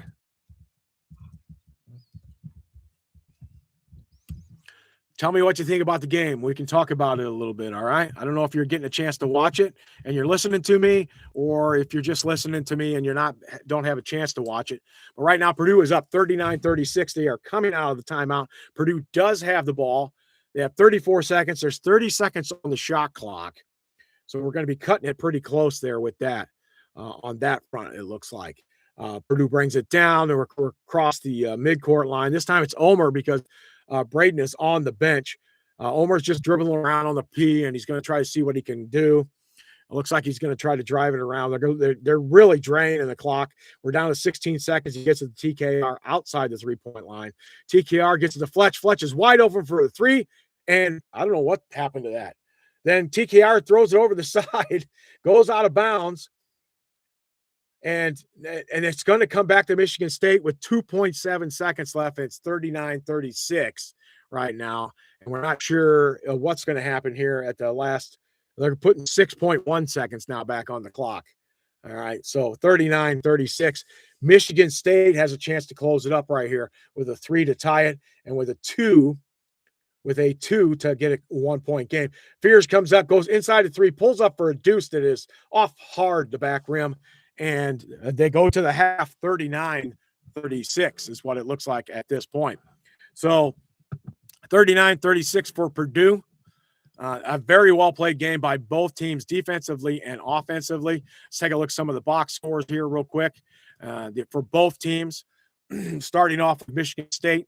A lot of the starters played 15, 16, 17 minutes. Then Cam Ward came in for 9, and Kurton came in for 9, and Denham Wojcik was in for 2. Now, the bench scored 11 points on 5 for 7 shooting, so the bench did really good, and 1 for 2 from 3. They also got 3 rebounds, so that wasn't too bad for them. Now, as you look at their scoring, though, their starters, 7 from Carr, 7 from Cooper. Fears only has 4. He scores like 18 a game, and he has 4 assists. He's right on track for his assists. He averages about 9.2, I believe it is. Yeah, he's 9.2 per game. And then Kohler has 5, and Jordan Scott has 2. Scott is over 3 free throws. Jackson's 2 for 5 shooting. The rest of the guys are all right at 50%. Jeremy Fears is only 1 for 3. He's only taken 3 shots, and it was a 3-pointer. And he got fouled on that, got a free throw, so that's why he has 4 points. He does have 4 assists. Then you go to Purdue.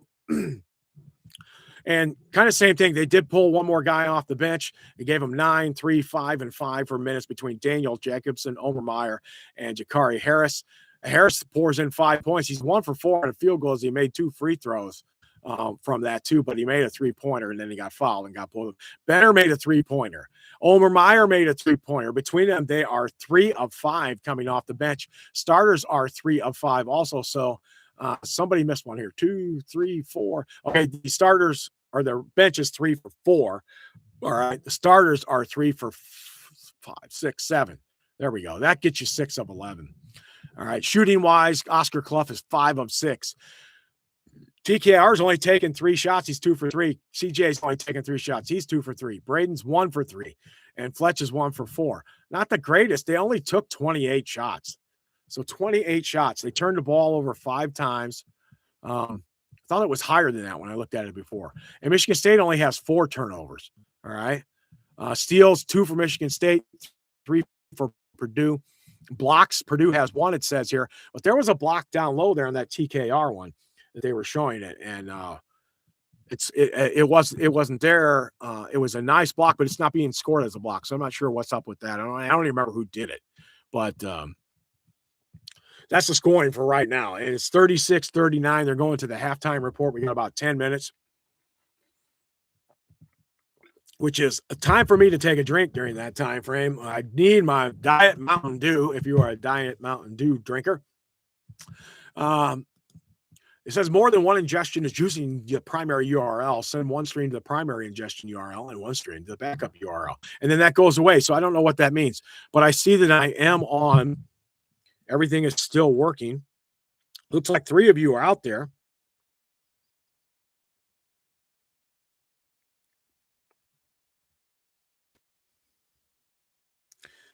And watching. That's pretty good, you know. Just doing sports. I did this on the spur of the moment. And we're having some fun with it, and hopefully you are too. Maybe you don't have a chance to watch the game either. And they're talking about it at halftime and who's doing what. And the assist is a big deal because Purdue has 5 more than Michigan State, and almost all of Purdue's shots have come off of the assist one way or the other. There was an offensive rebound. I think Clough got it and put it back up and scored. That was the one that did not have an assist to it. But Braden is already at 7. He's at 7 assists. He's now over 1,000. I think he's at about 1,003, if I'm correct, 1,003 or 1,004, chasing the top of the list, which is like 80 away. So, and he's got about 6 to 8 games to get that done, depending on. There's 4 more left, right? They're showing highlights of Braden right now. They're showing him at the top of the key. They're talking about how he moves, he swings to the side, and then CJ drains the deep three. Then he drives down the lane, crosses under the basket, and gets the protection of the basket to not get blocked, and gets his layup. Then he swings out to the side. He's coming down with the pick and roll, but he swings it way out into the corner. So they're showing the highlights of some of the assists from Braden and how he runs the team and why they are so successful. 39-36 is pretty much what most people would have thought, right? We're figuring this game is going to be somewhere in the 70s, probably. For both teams, generally. Both teams are playing like they want to. Purdue's just made a couple more shots than Michigan State at this point, and both teams have played decent and have their offenses running pretty easily, getting most of what they want, because both teams are shooting right around 50%. So not a bad deal. This is the halftime game. They're talking about Cam Ward now. They're showing some of his highlights. Cam coming down the court. And remember I talked about the one where Fletch knocked it out of his hands and it went right down low. That was Carr who was down there. Got the lucky break for standing down where Fletch knocked it out of the guy's hands and got the easy bucket. It seems like a couple of the oddities where you get a knocked ball out, or you get ball hits something and bounces around and somebody gets a free rebound out of it, has been there for Michigan State. That's just part of the game. Hasn't been there for Purdue. But Purdue has done it here. Could have made, and making some shots possibly that shouldn't have gone in. And it's nice to watch. It's a pleasant. The teams run their offenses, the other team trying to play defense and stick with them, trying to stop them from doing what they want to do without fouling. Both teams are trying not to foul. There were only how many fouls in the first half? 5 by Michigan State and 7 by Purdue. 5 by Michigan State, 7 by Purdue fouls. That's only 12 in the first half. Now, let's hope we don't get whistle happy in the second half. Both teams, again, try not to foul, but play solid defense. So, as both teams do that, maybe we'll have another 7 in the second half. We'll see what it's like. But right now, it's currently 39-36. And Purdue does have the lead at this point, and it does look pretty good, at least at this point, score-wise. When we go back out to some of the play-by-team stats, I like to see some of the team stats. Let's see what they are. Okay, so Purdue has 15 for 28. Michigan State's 14 for 29. They've taken one more shot, but they missed one more basket, so their field goal percentage is 48, while Purdue's has 54. And the three-point line, Purdue's still only taken 11 shots, but they made 6 of them. All right, that tells me keep shooting the three. They're going to get some open shots for 3. Their percentage is 55, while Michigan State's is 33 at 3 and 9, right? So 3 out of 9. And free throws, 5 of 7 for Michigan State, 3 of 5 for Purdue. Remember, Purdue committed 1 or 2 more fouls than Michigan State did, and, of course, that added up to the free throw percentages. Rebounds, it actually shows 15-12 now. Purdue, 15 rebounds, 12 for Michigan State. That other one, when I added up, I don't think I added up everybody. That's probably why I got what I got. But rebounds, Purdue's out rebounding them 15-12. Offensive rebounds 5-4, and defensive 10-8. Assists 14 in the game for Purdue, 9 for Michigan State. That shows good offenses on both sides. 2 steals for Michigan State and 3 for Purdue, and 1 block for Purdue. And I'm telling you right now, there was another block down by TKR, probably about the 6 or 7 minute mark, when they had that kind of scramble and the shot went up and then bounced around and came back to TKR. And he put a shot up and missed it because it got blocked. Points off of turnovers, believe it or not, there's 10 points for Michigan State off of the turnovers for Purdue. So Purdue turns it over 5 points, and they get 2 points for every steal. So they got 10 points off of 5 turnovers. 10 points off of 5 turnovers. That's pretty good. Purdue only got 5 points and 4 turnovers. See the difference? Someone took advantage of it. Someone did not. So Michigan State leading on that one. Points in the paint, it's even, dead even, 18-18. Fouls were 5-7, no technicals, anything like that. Largest lead was 7 by Purdue and 3 by Michigan State. Yeah, Purdue had a chance to go up by 10 with a 3, and they missed it. And Purdue's been leading about 70% of the game so far. 69-23 actually is what it shows. So it must be a few seconds in there where you round it. So that's your team stats that are going through as the guys will be coming out for their warm-ups again here shortly. Around the league, what else is happening score-wise? Let's see it real quick. It's Thursday night. There are not a lot of big games going. Again, the St. Michael's transfer. Games tomorrow night, some big ones. Coming up big. Undefeated Miami is going up against Western Michigan. And he buries the three. It looks like you'll be able to see. Let's get that out of there.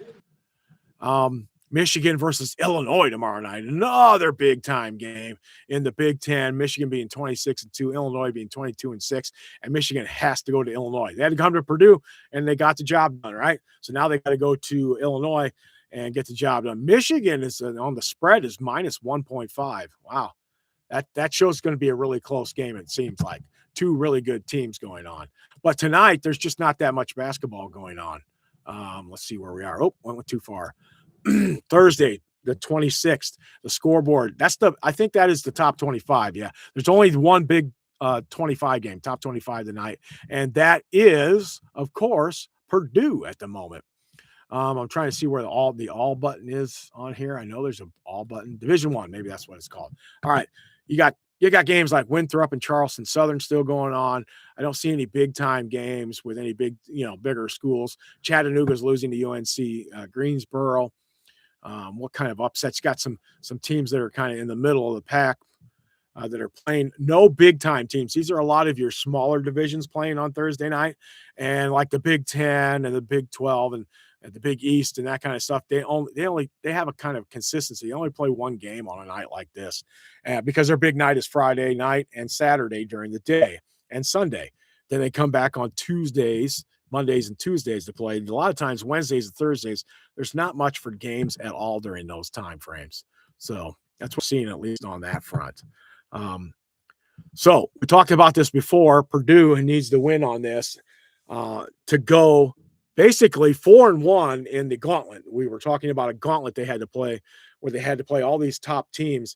And we would be excited if they went 3-2. And a lot of people told me they thought they'd go 2-3 during that stretch. But right now they are 3-1. So they're going to be 3-2 or 4-1, depending on what happens in tonight's game. And that is a good stretch for the gauntlet that they went through during that time frame. So, it's just one of those things, one of those times where you have to look at home court advantage and see if you can take advantage of that in the second half. All right. They'll be coming out shortly. They're talking about UConn and St. John's. And that Wednesday night last game was the largest home win against a ranked opponent in program history for Connecticut. As they beat St. John's pretty badly. St. John's been pretty hot lately. So maybe some of you have seen that. Maybe some of you have not. But generally speaking, this has been a really, really good ball game. Really well played. A lot of good stuff from both sides. And I'm excited to see what's going to happen in the second half. It's halftime still. The halftime report is over. So we're probably within just a few minutes of starting up the second half. That'll give me a chance to take another drink in my beautiful Hold Fast cup. And it says, hold fast to what is good. Abstain from every form of evil. 1 Thessalonians 5:21-22. And there it is. Maybe you're able to see it. Got that. You know where you got that? Rural King. That's where we got it. And I like it because inside the ice stays forever, it seems like. No more of those big, big jugs from Family Express because they just don't keep it cold. I like my drinks cold. I like them really cold. All right. So that's how that's happening like that. All right. So let's see what else is going on. We talked about Ken Pom and how the numbers are going to be. I'm interested to see how the defenses work out for both these teams tonight after Ken Pom. It'll probably be posted within 15 minutes to a half hour. I don't know how their computers work or how they do it. and we'll see how each team did. Right now, Michigan State is not really stopping Purdue point-wise, considering their defense is better than Purdue's. And Purdue's defense is stopping the offense of Michigan State a little better. Likewise, Purdue has a better offense than Michigan State, and that would not be surprising to be up 39-36. I think it was like a 7-game or 7-point game if you were trying to bet the score of who was going to win the game. So that just kind of shows you how it works out, right? And right now we're right on that, right? It's 39-36. That's a 3-point margin. If they win by 4, they're right on the 7. If they put on 4 more in the second half. So statistically, it all looks like what the betting odds were saying. That's saying who should be winning is winning. It didn't encounter the 10-0 run in there, but the 10-0 run got Michigan State back into the game because it looked like they were going to get blown out right away when they got down by 7, and Purdue had a chance to go up by 9 or 10 and missed out on that. And then Michigan State came down, went on a 10-point run. It was 15-6 at that point. So I think, well, maybe it was 13-6. It was either 13-6 or 15-6 when they went on that 10-point run. But either way, they came back and took the lead, and it was back and forth for a little bit. But then, as of the last 5 minutes, Purdue has been leading for most of that period. And both teams are playing good, so nobody's going to have any questions about this. Both coaches are solid. Both teams are solid. They play pretty good.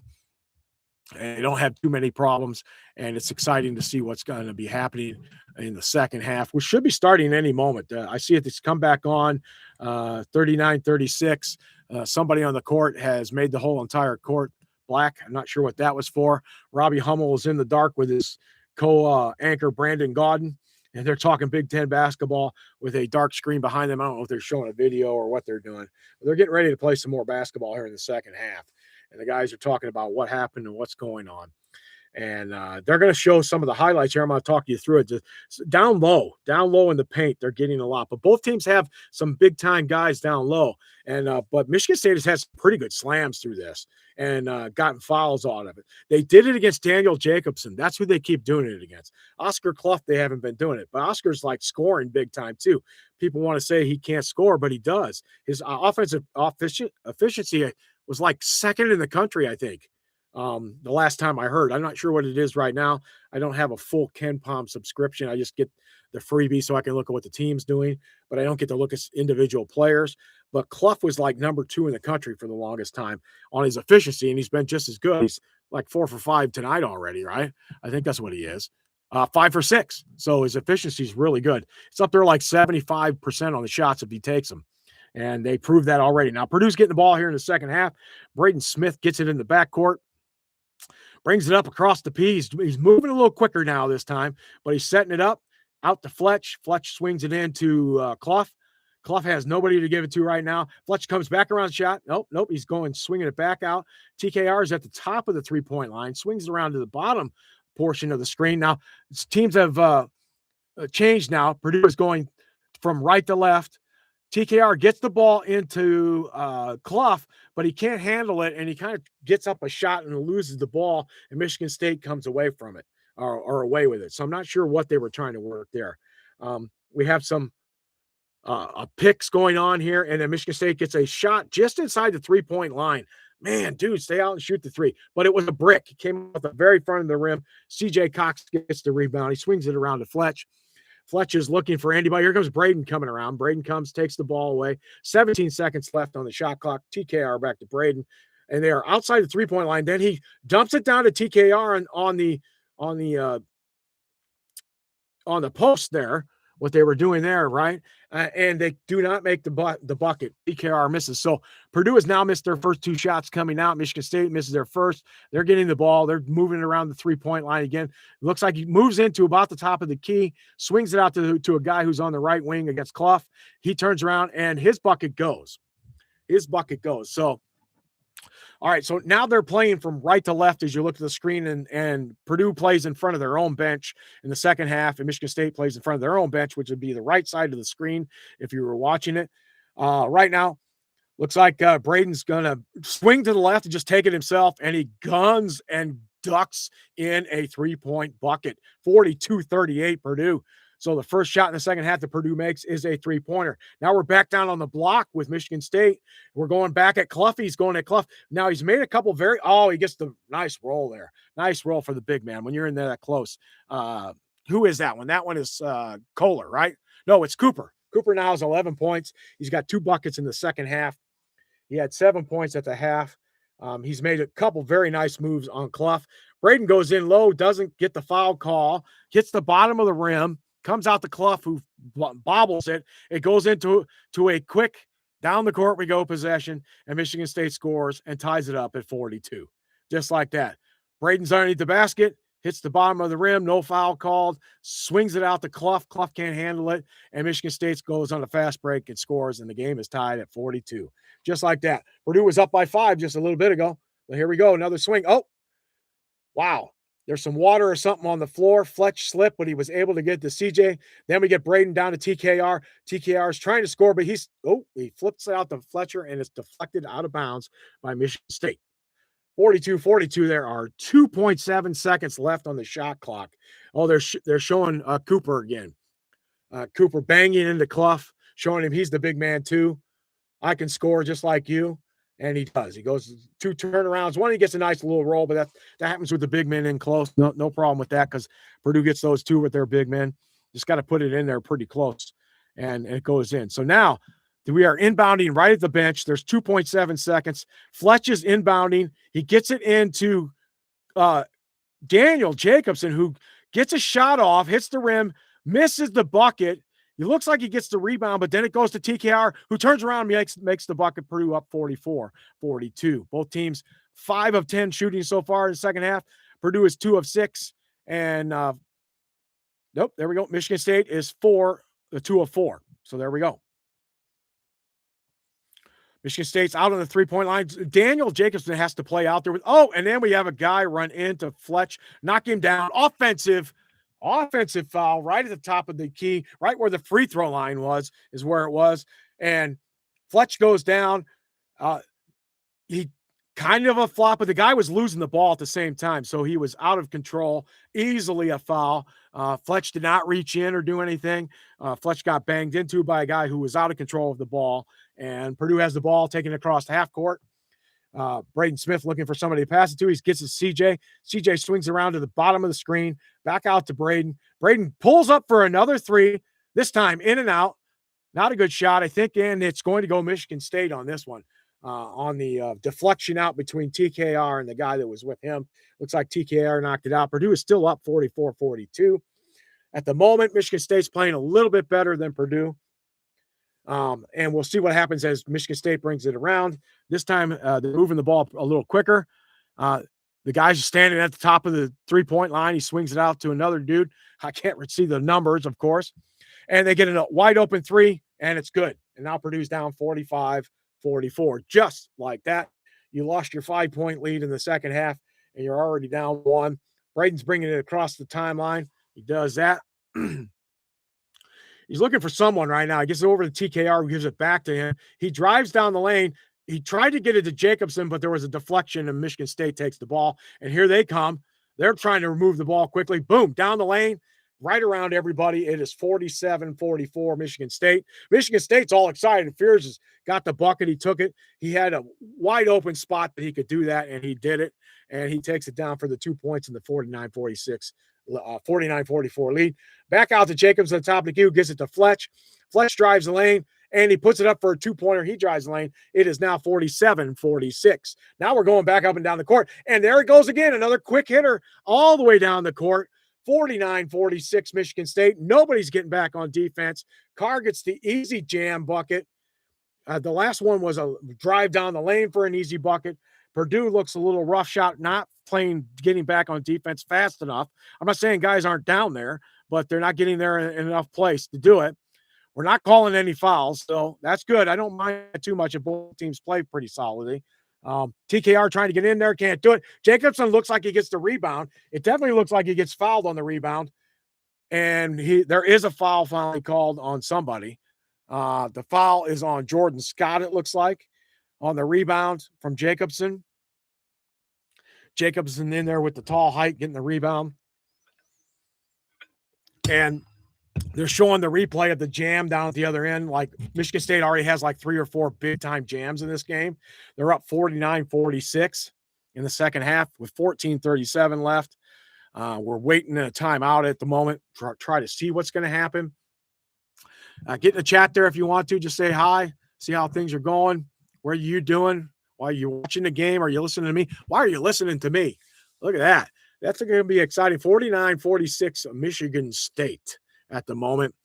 Both teams have played well, but at the moment, the first 5 minutes here of the second half has been mostly Michigan State, even though Purdue extended the lead a little bit, got to 5 points, and then the next thing you know, in the blink of an eye, they were down, and now they're down 3 points.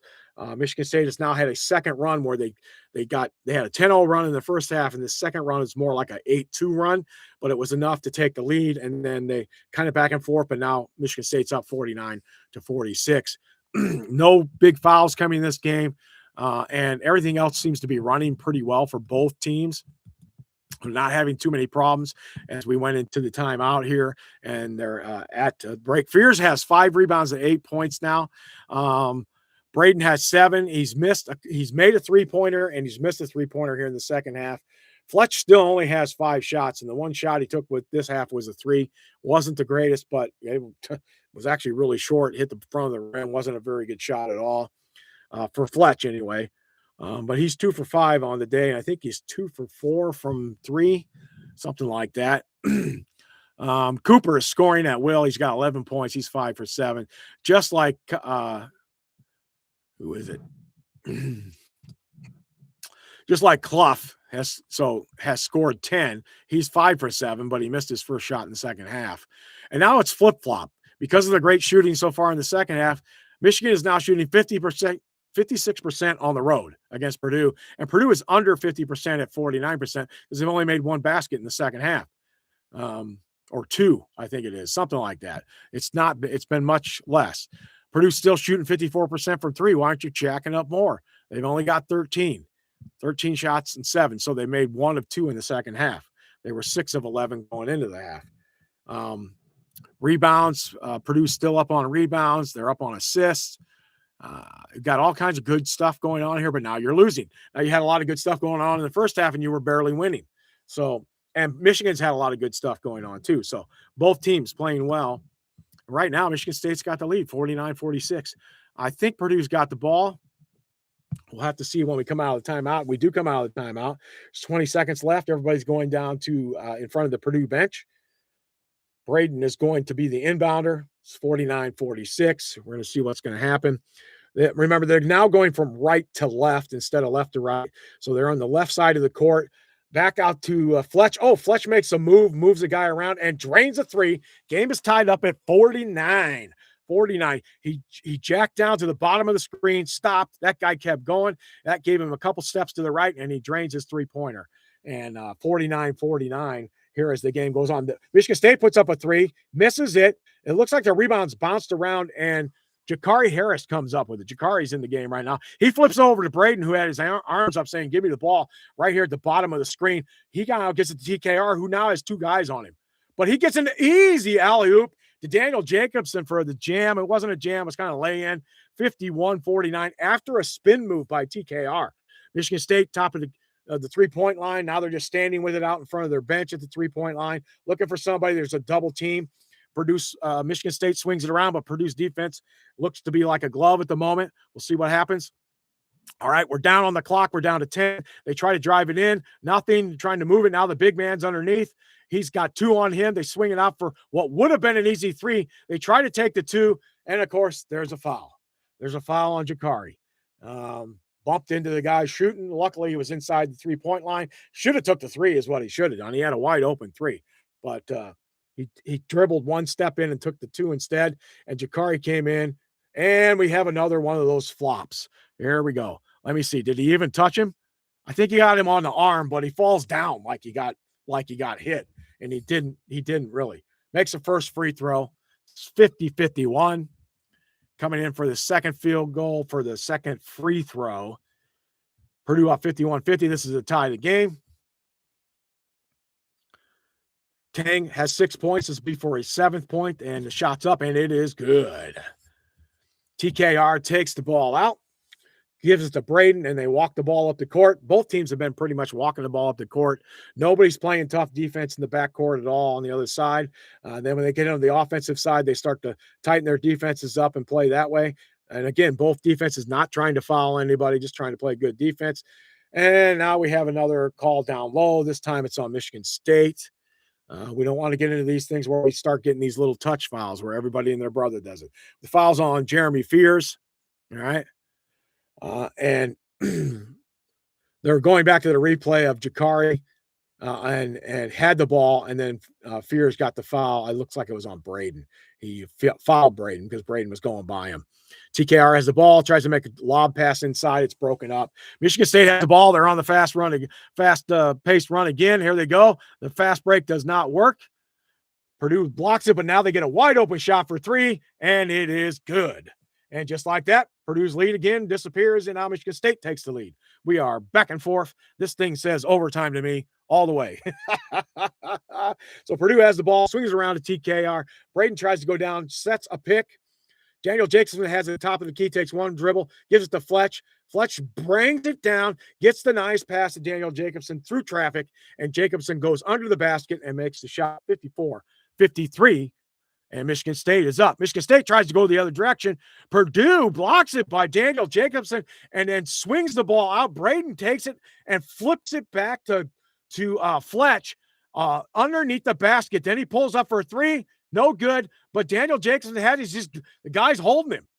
I don't know what they're going to do on this one, but it is very obvious there's a hook and hold there, right? And is that that's Kohler, I think. And Kohler's definitely got a hook on Daniel Jacobson, who can only go up with one hand to try to get the rebound because he's got a hook on his arm. Now, the officials are going to the desk to take a look at this. But there's no doubt, okay, they're battling, and then Fears puts his arm up. Jacobs is trying to run around, and he yanks Jacobson down to the ground. And then acts like he did nothing, of course. I can't tell if that – I don't think that was – he wasn't trying to hurt him or anything, but that's can be intentional now with these kind of things, and it can be free throws, and then the ball back for Purdue. That's a possibility. All right, so going to a break here. They're going to a timeout. It's 12:09 left in the second half. Purdue has been outscored 18-14. They had a 3-point lead at the half. Michigan State now has the lead 54-53. It's been back and forth in the second half. Purdue got up by 5 again, then lost, and we're down by 3 or 4. Now it's only a 1-point game, and I think Purdue has the ball right now, but they've gone to the break. There has been a foul call on Jackson Kohler, though. And they're just going to see if it was intentional, if it's that hook and hold where they hook their arms. It's hard to say. You can see it here on the screen. They hook one arm up and under, right? And then so when the guy tries to move, he can't move that arm. He can't do anything with it. We've all kind of done that before, right? And then you pull your arm out and go like this, like you've done nothing. And they basically will then tell you that it was a foul, right?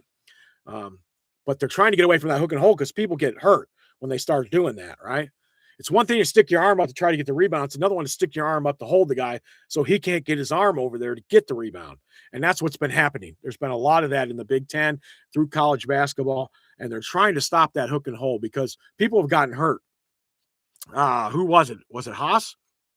Well, I think it may have been. I don't remember if it was Haas or one of the other big guys that went down in the first game of the NCAA tournament when a guy hooked and hold him and took him down to the ground, and he was out for the rest of the season.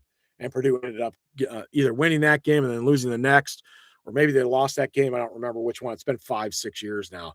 Was it Haas? You guys got to let me know if it was Haas or somebody else, because I'm not sure who it was, at least at that point. They're still on the break, 54-53 Michigan State at the moment. Let's go to some of the team. Oh, they're coming back out of the break. We'll stop that. It's under review, it says. So they're over there looking at seeing if he did that on purpose, what's going to happen. I don't know if it's a flagrant or what it is, but if there's no doubt. Caught. They got the shot from above the basket looking down, and Kohler doesn't only have one hand on him. He has two hands on him, holding him to not be able to get the rebound. And then Daniel moves over, and then the hook and hold comes, and he's trying to, and then these guys, just put your arms down. Instead, he kind of flung him back to the right and then did that. I don't know what they're going to call on this. We'll have to see. There's lots of subs coming in and out now. They're showing that's going to be happening. Still no call on the under review. They're just going with it. I guess it was just a regular foul. Nobody's saying anything about it. Nothing really changed. Nothing really happened. Purdue inbounds the ball. Jacobson had to go with the high. Braden did. Couldn't get the ball in very easily. Then he's got a wide open shot for Fletch, who cannot make the shot, and the rebound's really high off the rim and way up there. And here comes Michigan State again, driving the ball down fast, moving it. We got a fake for a three, and then come down for the drive, and Benter knocks it away. I don't know if he fouled him or not. And Daniel Jacobson says he got all ball, but the foul is being called on who? I don't know. He fakes the shot at the three. Daniel Jacobson goes, and then he knocks the ball out. He might have got his arm, though, it looks like. It's hard to say. Nope, he got ball, then he got arm, though. That's how it works. Got big-time ball to knock it away. Missed the first free throw. So Daniel Jacobson comes out. Oscar Clough comes back in. Jackson Kohler has 5 points on 6 field goals, and he's taking a free throw. He missed the first one. Here he is with the second. If he misses the second, there's chicken out there for the guys from that chicken place, but he makes the second. They are up 55-53. Purdue now has the ball and is coming down with the possession. Braden crossing the center line again. They pick him up about 2 steps outside the three-point line. The defense is there.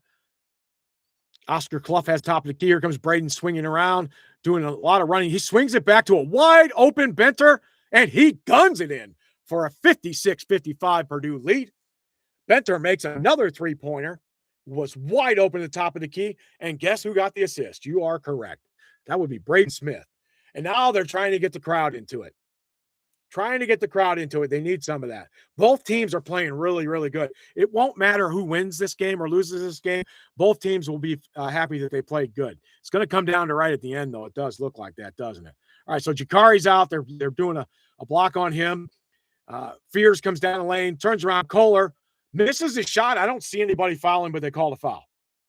Not sure who they called. They must have called it on Clough because he was standing a foot away from Clough. He turned around, put the ball out there. Clough looks like he knocked it out of his hands. But they're going to give him the bucket anyway. All right, so here we are. Now they're showing the replay. Braden swinging it back around to Benter, who is wide open. Nobody there. The guy can't get over in time. He gets knocked down, but no three-point foul called on that. Instead, we get 2 free throws at the other end. And it looks like Cooper is the one who got that one that time. I just don't see the foul on that one. So we're getting fouls, but some of them are kind of phantoms, yet they're letting the guys bang a little bit down low.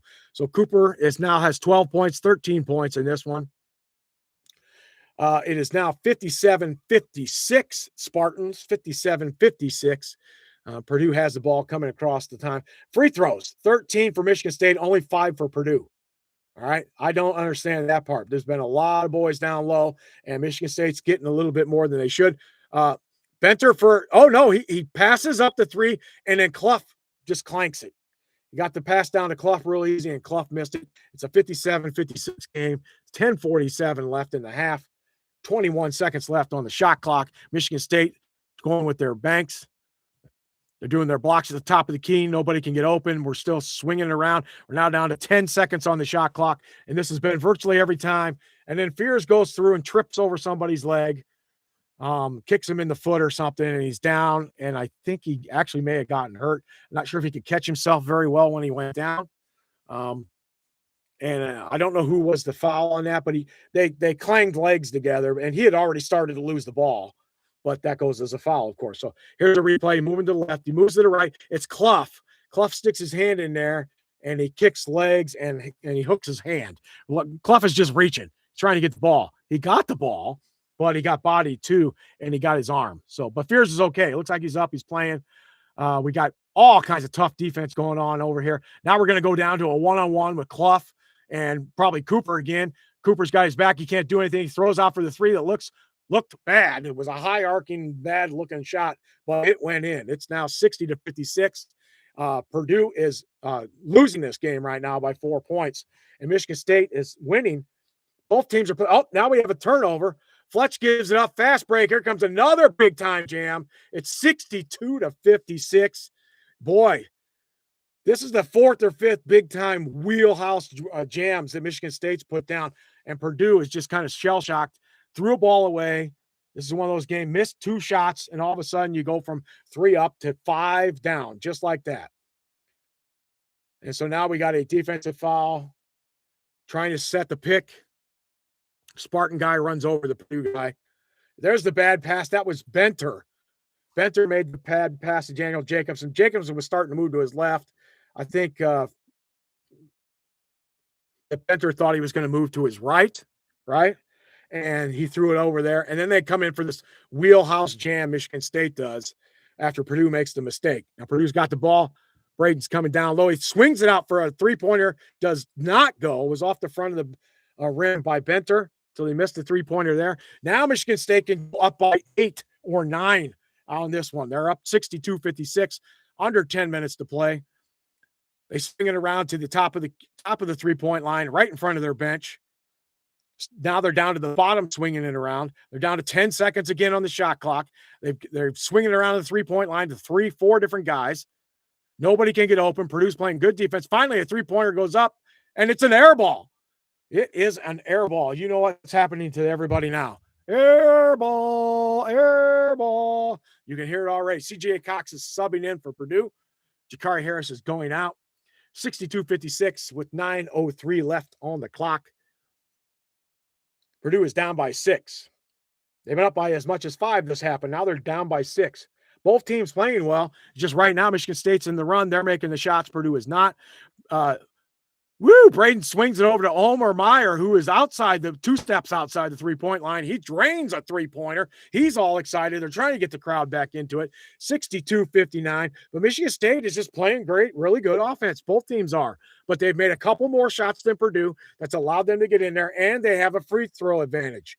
The free throw advantage has been big in this game. They're working the ball down low, and there's 2 points there, but no foul. So he's working TKR, and Cooper's just doing whatever he wants. That's 15 for Cooper. Michigan State now up 64-59. Braden brings the ball down the court. He's up near the box. He's now down to the P on the floor. Swings it in, drives down the lane, dumps it off the TKR, who now gets his own dunk. Not as impressive as some of those big wheelhouses that we've seen from Michigan State, but it was a dunk on itself. And it's 64-61 with 8:06 left to play in the game.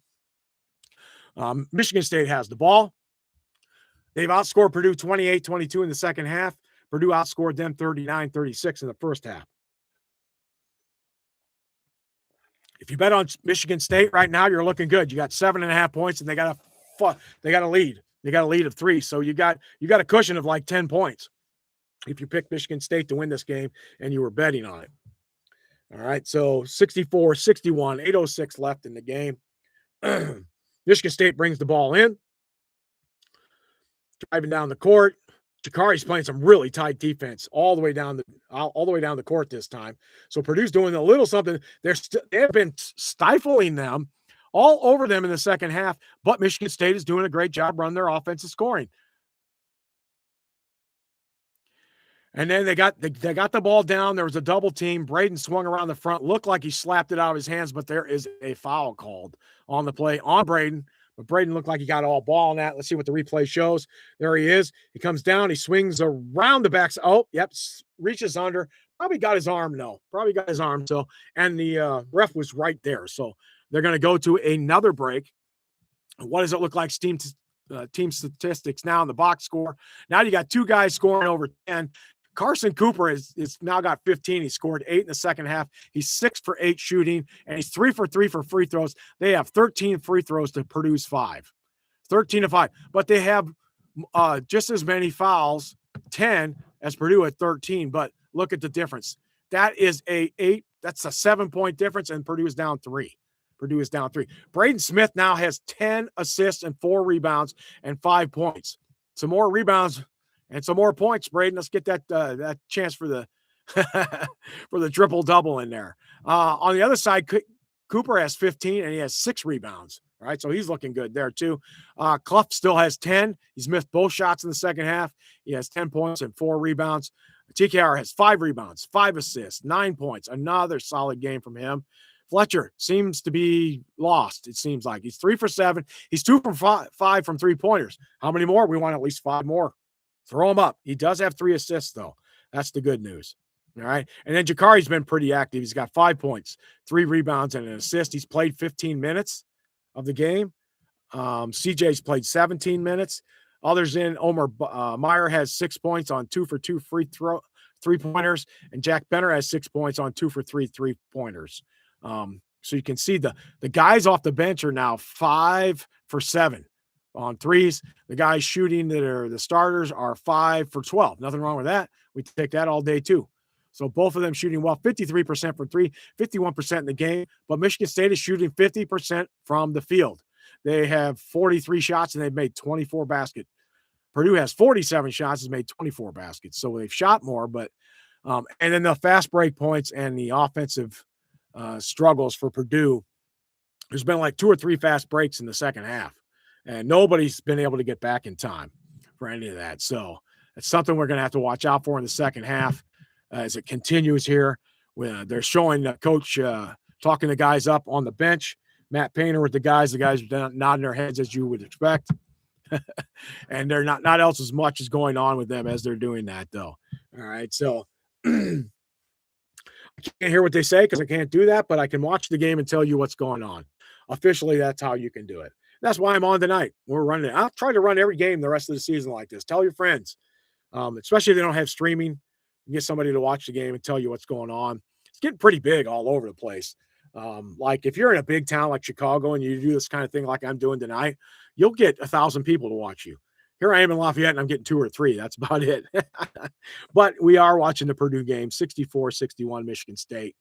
It's 9:35 at night already. Here we go. We're deep into the second half. We have 7:47 left on the scoreboard. It's 64-61, and Michigan State is inbounding the ball. They were inbounded way out to the top of the key, way up out on the P. They're swinging around, 14 seconds left, kind of a fake to the right by Fears. And then he backs it back out to the three-point line. They're down to 7, 6, 5, 4. Fears jumps to the right, goes to the free throw line, tries to do the little Euro step and get the 2-point there. And again, it looks like he gets the shot in. Nice floater for Fears. But the Euro step thing, where it looks like they travel, is annoying. It's like they changed their pivot foot, and then they're allowed to do that. Now, Braden's got the ball on the other side. He gets fouled, or somebody gets fouled before the shot. And the score is 66-61. There's Fears. He only took 1 step, so that wasn't too bad on the fake to the left, and Benter just slid a little bit to his left. It allowed Fears to go back to the right, throw up a little floater from the middle of the paint, and they score again, 66-61. Fears is up to, what is he up to now? Fears up to 10 points. He averages about 20. So not really bottled him up, but not really starting him or letting him score a lot either. So now they inbound the ball to TKR. He spins, goes up for a shot, misses it, but he is fouled. He'll be taking 2 free throws. And we know TKR has already missed 1 free throw tonight. We'll have to see what happens. He's not the greatest free throw shooter, but he's also not the worst. Just kind of middle of the pack. And, of course, up goes the first shot, and he clanks the first shot. And he misses, basically hit off the right side of the rim. Wasn't a very good shot. 66-61, you can't miss free throws. You got 7 minutes left. Michigan State looks like they're going to try to get this game. Purdue, up goes the second shot, and he makes it. So 1 of 2. Now 66-62 Michigan State. Michigan State looks like they're lively. They're moving the ball up the court much quicker than Purdue is now in the second half. A lob in, but the shot is missed. And then who got the rebound? TKR got the rebound. He gets it out to Braden. Michigan State's back on defense. Braden crosses the half-court line, dribbling around the top of the three-point line, swings it back to CJ, who swings it back to Omer. Omer gets it down to TKR, down on the left flat, down on the lowest part of the TV screen. Braden around to CJ, who misses the 3. It was wide open, too. It was a beautiful passing by Purdue, swinging it from in to out and around the three-point line. Got the wide open shot, but missed it. Michigan State now has the ball. They have it on the three-point line right by their bench. He gets a little kind of caught in there, so he dribbles out. Now they got the ball on the P out in the middle of the court. The P is the middle of the court. just standing there dribbling, trying to figure out what they do. They're draining the clock every time. Once they got the lead, you can drain the clock all you want. Now he's down to 2 shots, throws up a wild 3. This is it. There's another hole, but Benter is able to get the rebound. And it looks like Braden was going to drive in, but he stopped. He waited. The numbers were not on his side at all. We got guys flying all over the place, falling down. Braden goes in for a shot, swings it out to, I don't know who that was, 17. That was Omer, who misses the three-pointer. And then there's some kind of foul down underneath. And the foul is going against Michigan State this time. So the fouls have picked up on Michigan State. It's 8-6. They already have more fouls called in the second half than they did the first, although it's been pretty good. Braden got the ball out, but I think the foul was called on the rebound. Cooper seems to be all over the place. I think that's Cooper. Cooper's number 15. I think he is. Did they take him out? That could have been Kohler.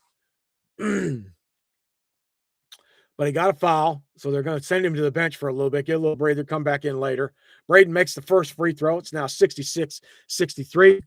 One of the best free throw shooters in the country, especially in the clutch. You like to have him up there, Fletch up there. Who else would you like? Omer's a good free throw shooter. CJ, he makes a second at 66-64. But they're not stopping Michigan State. Michigan State is scoring. Michigan State is shooting great in the second half.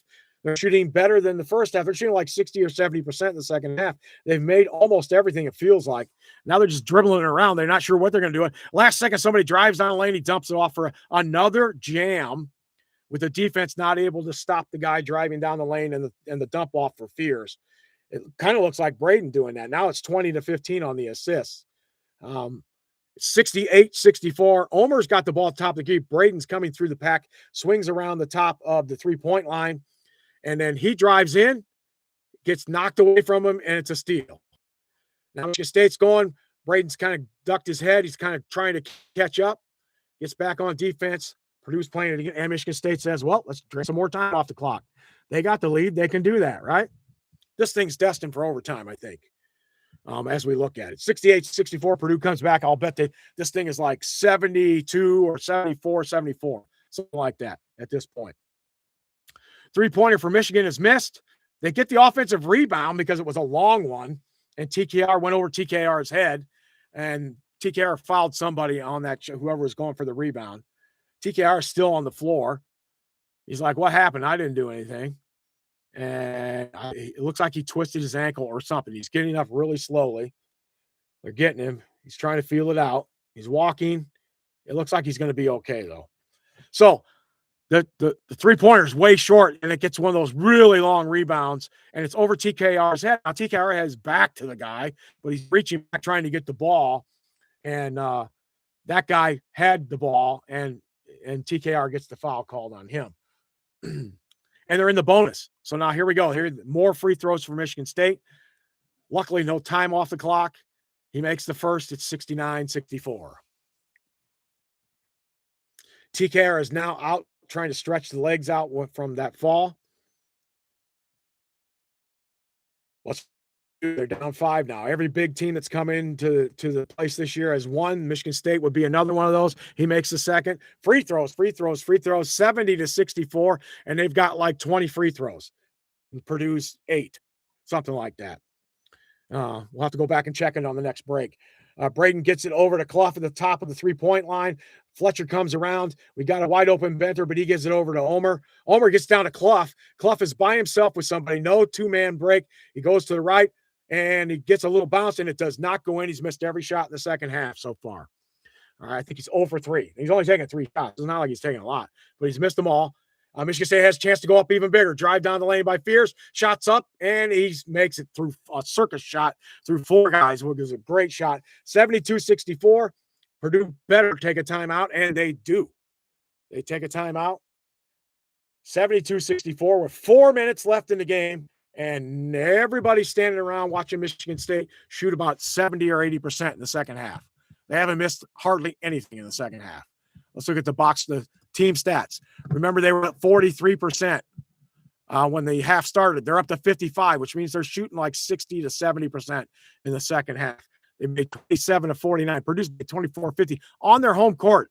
On their home court, Their field goal percentage is 7% less. This has been the main.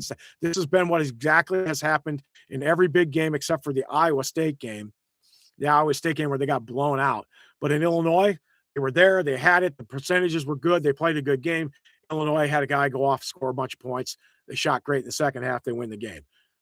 Michigan, same thing. Purdue's there. Michigan does the big run at the beginning, and Purdue whittles away. They never get closer than 7 or 8, I think it was, because of the big run in the first half. But they pretty much kind of outplayed them in the second half while Michigan coasted. That's all it was. It was Michigan coasting and Purdue trying to play a little better. But percentage, numbers, everything was good.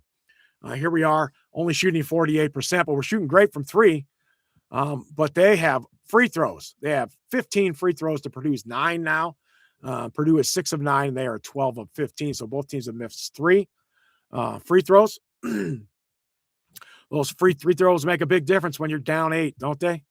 Make a big difference. 6 steals for Michigan, 3 for Purdue. Assists 20 and 15 for the two teams, with Purdue at 20. Rebounds, Purdue's winning the rebound margin. They're winning the assist margin.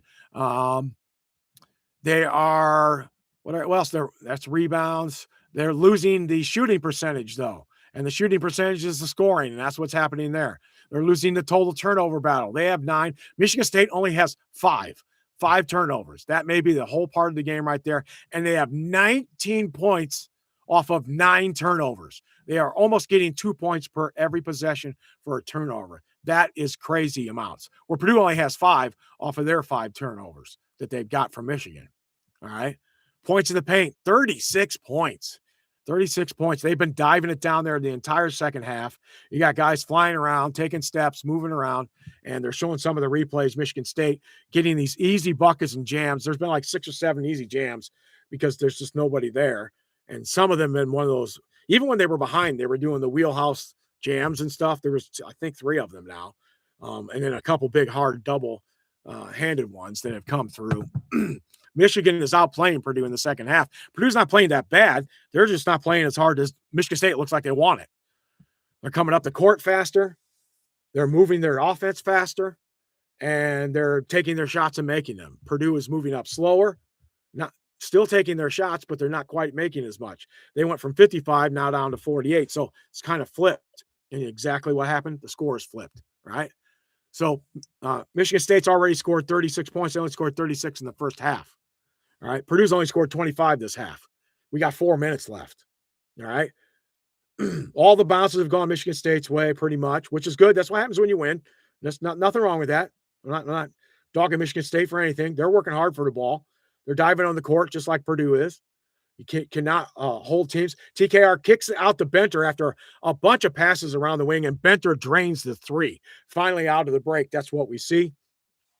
TKR got the double team down low. He swings the pass out to Benter, who scores. Now, here we are. Michigan's got the ball about 2 steps outside the 3-point line. They swing it up by their bench, still on the 3-point, couldn't get it down low. So they swing it around. They're down to 12 seconds. They're just running the clock. They don't care. They're shooting under 5. Doesn't bother them at all. They're making everything that they're shooting. So what does it matter? Now you got a guy driving down, bounces around, hits the front of the rim, and goes in. All right. The very nice playground kind of shot, but it works. There he goes. 74-67. Braden's got the ball, swings it out. Benter's just standing there with it over on the left side. TKR's now got it just outside the 3-point line. He gives it off to Smitty, and Smitty drains the 3-pointer from the top right hand of the 3-point line. It's now 74-70. Purdue gains a point on that possession anyway. But they're giving up points. Michigan State scoring every time down.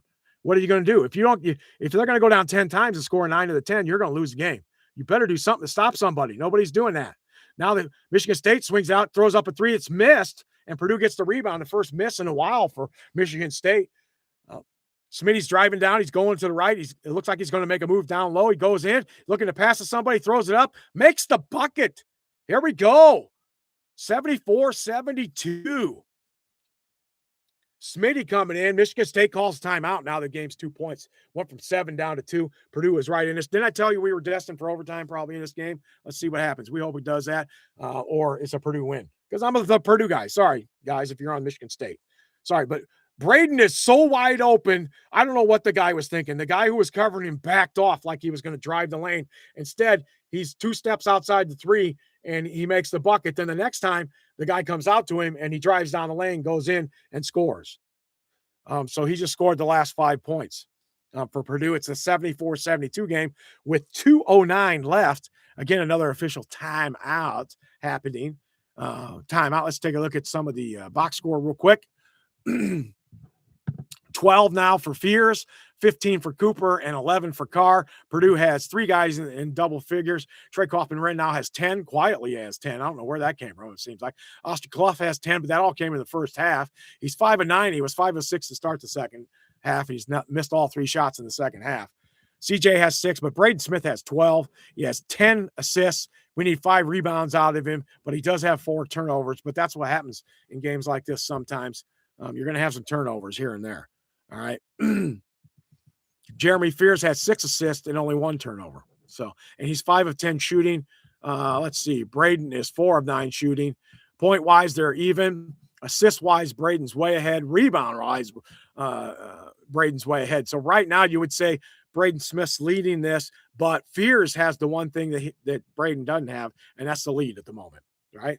You kind of give some help to that because Fears has been a good offensive guy, driving into the paint a lot, dumping it off the guys, just like Braden does. They do it a little differently style-wise, but they still do it pretty much the same way where the outcome becomes the same way, all right? So, 74-72. They still are in commercial, a long commercial. Time for me to take a break from the drink, about 5 seconds.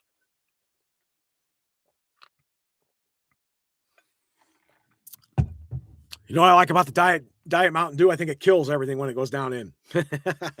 So my stomach is nice and clean. There's no bugs in there.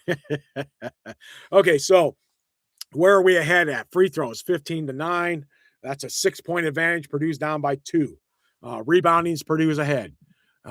Turnovers, Purdue is ahead there, so that's a big one. Right now, it's turnovers and free throws. That's why Michigan State's winning, because they're losing the rebound advantage. They're losing a 3-point advantage. Where else are they losing? And so it's actually each team has 2 or 3 good stats, and it's hard. Like I said, it's a good game. It's a good game. Both teams are playing good. And it seems like we're going to see one of those games where it may go to overtime, 74-72. I'm calling it now. I called it like 3 minutes ago. Should have went and bet on it. I don't know how much you would have won, but hey. 74-72. I believe it's Michigan State's ball because Smitty just made the last shot.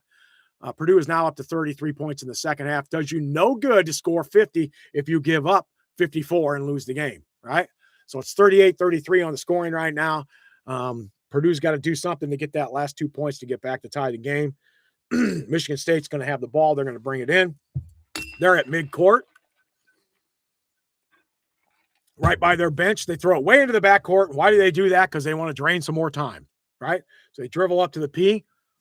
So they went from the fast-paced offense early in the second half, and now everything is draining the clock. Now you got Cooper down there traveling all over the place, spinning around 3-4 times, picking up his feet everywhere. I think that was Cooper. And let's see what it says. Who was it that made the shot? I'm not sure who it was that made the shot there. I think it was either Cooper or Kohler, right? But he was traveling everywhere. Now, Purdue moves it around the outside. Venter gets in. He drives down the lane. He makes a 2-pointer right next to the basket with 1:30 left in the game, 1:26. There's 24 on the shot clock. Michigan State's taking all the time they want. They know they got the lead. They can do whatever they want. They do the same thing. The big man takes a 3, but the long rebound, then he takes a second one. He misses that one, and Venter gets the rebound. Venter gets to Braden Smith. There's a chance to tie the game here. We got 1:08 left on the clock. Braden Smith's got the ball. We're going to get a double team on Braden out here. First time they've really done that. Brings it back to Benner, who shoots a 3. It does not look good. Hits the front rim. It looked short from the beginning, and it was. Michigan State gets the rebound with 52 seconds left. They bring it up, and we're going to have a stoppage of the clock here pretty quick. Yep, timeout. They got 20 seconds left. They can burn. They're up by 2. Izzo has been here many times, but so has Painter. All right. 76-74. If you took the Michigan State Spartans to win this game and you took the points, looks like you're going to win it at this point. They are still up by 2. You got a cushion of about 7 points. I think that's what it was. So you're looking pretty good on that front. If you pick them to go into overtime, you're looking pretty good too with 46 seconds left. We'll see what happens on that. 76-74. They're in commercials right now. Man, what a game this has been. Both teams playing well. But Michigan State has outplayed Purdue in the second half. It's 40-35 score-wise, so Purdue's defense has not been there, but Michigan State's has been a little better, right? So Purdue outscored them by 3 in the first half, and they've been outscored by 5 in the second. That's why the score is 76-74. Still in commercial, they're looking at a couple things there. How's everybody doing tonight? Everybody doing good? I hope you're all doing good. Enjoying the game, enjoying a little bit of the convo going on here with the game for the people who are able to get in and talk about it. I'm enjoying this. I'm having fun with this. 76-74. Purdue is down. 46.9 seconds left at Mackey Arena. There's going to be some yelling going on here in these last 46 seconds. And my guess is both teams are going to get at least 2 shots, maybe more out of this. Watch. We'll see how it goes. Last win at Mackey was February 20th, 2014. They have 7 straight losses at Mackey. Michigan State does. And we'll see what happens. 46 seconds left. They have 20 seconds left on the shot clock. They'll probably try to take it down to 5 seconds. Try to make a bucket and see what happens from there. You got all your starters out on the court except Omermeyer is out there. Looks like he's out there for Fletch. And Benter is also out there. So Omermeyer, Benter, you got TKR, you got Clough, and then, of course, you got Smitty. So you got more defensive-minded guys except for CJ. CJ is your big defensive-minded guy, but they put Benter in because he's having struggles. And defense looks good. We got guys bouncing around all over the place. The shot is blocked, and Purdue comes back with the ball. There's a foul called somewhere on somebody, but Purdue has the ball 76-74 with 25.1 seconds left in the second half. It's a shot clock turnover. They did not get the shot off in time is what they're saying. So they missed the shot. Now Purdue could take the very last shot with 25 seconds left. They're all talking to each other. I don't know if it's timeout or not. Nobody's flashed that on the score yet. 76-74, but coaches are talking to both teams. So there's got to be some kind of timeout going on. 25.1 seconds left. Do you take the 2 to tie it, or do you take the 3 to win it? That's what I say. Which way are you going with this? I'm okay with overtime. Overtime, usually the home team's going to win that. It's just the way it is. But they usually win every game compared to the team coming in because it's hard to win on other people's places. But Michigan State is doing that. They're keeping it close.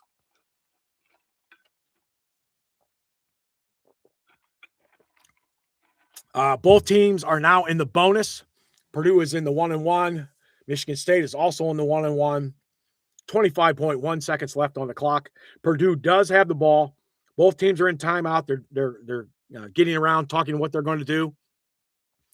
Does not tell me how many timeouts are left. Oh, yeah, it does. There's 1 for each team. So if somebody calls timeout, we're not going to have one of those weird technicals. Both teams have a timeout in case something happens. I imagine Fletch may come back in on this one now. And I don't know if Benter sits or if Omer does. But Benter was in for Fletch because he's a better defender.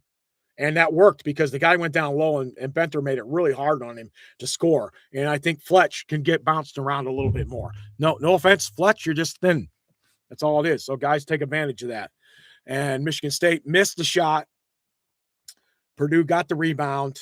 It looked like rebound. I don't know if they gave TKR credit for the rebound on that. He has 6 right now. Don't know if they did or didn't. But he definitely got the ball at the end, but the shot clock is what they said was violated.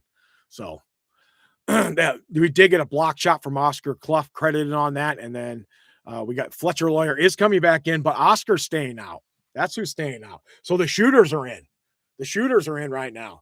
And you're going to have TKR down low. What they going to do with the shooters in? Do they go down to TKR down low? See if they can get a 2 and 1 or at least get a 2 from that now that they've taken Clough out? Does that mean Benter's still in? I can't see. Fletch is going to bring the ball in. Braden's in. They're going to have to go the whole length of the court. And, of course, Michigan State finally puts on a full court press, 76-74 with 26 seconds left. But they kind of fall off and let Braden bring the ball down. 23 seconds, 22 seconds. Looks like Braden's got the ball. He's not sure. He flips it over to Fletch. Fletch don't know what to do with it. There's 13 seconds left. They get down to TKR. He goes in for the shot. The floater goes up. No good. Michigan State gets the rebound. And it's 8 seconds left, 76-74. Cam Ward got the defensive rebound. Trey misses the 9-footer. They're going to get some free throws with 8 seconds left, and it's not looking good right now for the Purdue team. TKR got what he wanted. He got in there. He got in fairly close. A little floater hits the back of the rim and comes right back out. He just pushed it a little too far. No help, no roll around rim. It just immediately came back out, and there were 2 Michigan State guys right there. Meanwhile, Fletcher's being hip checked into the bleachers. It's a 1-1. There's 8 seconds left on the game. I don't know who's shooting the free throw. It's Ward. I'm not sure how good Ward is. They took Benter out to putting Clough back in for the rebound. It's a 1-1. So we'll have to see what the possession is and what happens. Purdue will need to get the rebound, and then they will have to try to score if he misses. First shot's up. He misses it. Fletch gets the rebound. They bring it up the court really quickly. Fletch goes around the target. Look, there's some kind of foul or a timeout. I'm not sure which happened. Timeout called by Purdue with 3 seconds left on the clock. 76-74. 76-74 with 3.4 seconds left on the clock. Purdue has a chance to tie the game or win it on a three-pointer. We'll have to see what happens here. I said it was destined for overtime. Come on, 2-pointer. Let's take it. We'll take it. We'll take a 2 or a 3, either way. We already had one chance and missed it. TKR missed his chance to get the shot. All right. So something has to move quickly. It may come on the out of bounds pass. And remember, Purdue has scored a lot on out of bounds passes, but it's not underneath the basket. I believe it's going to be out near midcourt. So when it's out near midcourt, that's going to be different offensively of what they may or may not do. But it's 76-74. Purdue's either going to try to tie it or win it. They've already had one chance at it, and they missed it. Then Michigan State came down, missed a free throw. Purdue got the rebound, drove up the court way too slow. There was 8 seconds. They burned off 5 seconds off the clock. They came up way too slow, it looked like, and they weren't sure what they were going to do. Finally, somebody called a timeout. I don't know who it was. And instead of Fletcher wandering around with the ball, he did get to the three-point line, and it looked like he was going to go around a guy and go for the drive in for the basket, but there was a timeout called. So that's what was happening on that one. Again, Michigan State up 76-74. 3 seconds left. It's like 3.4 is what they're showing. And there was a timeout by Purdue. Now Michigan State's going to call timeout, their last one. Now, nobody's got timeouts. They're going to call timeout, and then they're going to all talk about it again. See what happened? See what's going on? They saw that Fletch is bringing it in. They saw who's out on the court. And now Michigan State takes the Purdue or takes the timeout. So that's where we're at this point. And they're going to talk about it some more, right? Hey, you did this, you did that. Box scores, 76-74 game. Lots of places could be good. Let's go to the team stats. What is the shooting now? 53 for one team, 50 for the other. Three-pointers. Purdue's at 50% on three-pointers. 12 of 24. Let's see, rebounds. They've out-rebounded them, not by much, but they've out-rebounded them. Free throw percentage goes towards the Spartans. Game 76-74. They've gotten way more free throws than Purdue has. That is probably the big change. And turnovers. Total turnovers, Purdue has 9, and they scored 19 points off of it. A couple of really wild dunks were involved in that, and Purdue has done none of that kind of thing today in this game. 76-74. They're playing basically to be the 4th team into the Big Ten tournament. The loser will drop to 5th, and then that means that 5th place team has to play earlier, a day earlier. All right, so Purdue comes up. What are they going to do? They got 3 seconds left. They're going to have to take a really quick shot. Whoever gets the ball gets it. Braden gets it. He's out, way out. He takes a shot from way downtown. Does not go in. Michigan State gets the ball. Game is over. 76-74. The Spartans have come into Purdue and won at Mackey, and the shot was way longer than it should have been. I don't think that was what was drawn up. I'm not sure what was drawn up. Braden got the ball, turned to his left, looked like he was looking for somebody to be somewhere, but nobody was there. So he dribbled a couple steps, and then he took the shot from like 4 steps behind the three-point line. It banked off the back, hit the rim, did not go in, and Michigan State comes in, steals it from Purdue. Now Purdue's 22-6. We'll probably drop out of the top 10, and we'll drop to number 5 in the standings in the Big Ten, as Michigan State will stay at number 4. Purdue will stay at number 5, but they'll be tied with Wisconsin now at 12-5. Actually, they'll be better than that. They're game up on Wisconsin, so they're basically right where they were. Michigan State now is taking a grip on that shot. Wasn't Braden's best shot in the world, that's for sure, but nobody was open anywhere else. Nobody. Not the best play coming out of that. And they do really good plays coming out of that kind of action. Oh, man, what a game. So Purdue gave up the lead. They gave up a couple runs, and that was enough. That was enough to lose the game 76-74. That's 180 points scored. No, what is that? 100. Sorry, that's 150 points scored between the two teams. Your leading scorer was Braden Smith with 12 for Purdue. Cooper on Michigan State scored 15. He also had 6 rebounds. Trey Kaufman-Renn had 6 rebounds. Assists, Braden Smith had 10, so he beat Fears in that. He actually beat Fears in the struggle, other than they lost the game. That's still part of being the guy running the show, right? But he did get 10 more assists in the game, and he had 4 turnovers, unfortunately. And, it's just you gave up too many free throws, and you didn't shoot the ball it felt like they shot like 70% in the second half. But they brought their total up from 47% to 53%. So they shot like 60% in the second half. Purdue shot opposite of that. They went from 53 to 49, so they didn't shoot as well. Hence, the 3-point lead at halftime just disappeared, gone, right? It was over. Turnovers, Purdue had 9. Michigan State had 6. Rebounds, Purdue won that. Percentage leg, it was about half there. The largest lead, one team had 7, one team had 8. That was it. That was your high scores. You see a lot of missed shots in the paint here for Purdue when you look at the actual markings of it. Look at that 3-pointers out here were all missed. 3 of them right here were missed. That was the last shot Braden shot right there it looked even farther than that. He was out about here, it seems like. For Michigan State, they missed some shots out here also in their bottom wing. And all this left side they missed. And then on the right, they just kind of spread it around. Lots of balls. Look at this. All these shots inside that they made. All these shots in this middle range right here, right? So that's where a lot of where their scoring came from, and from free throws.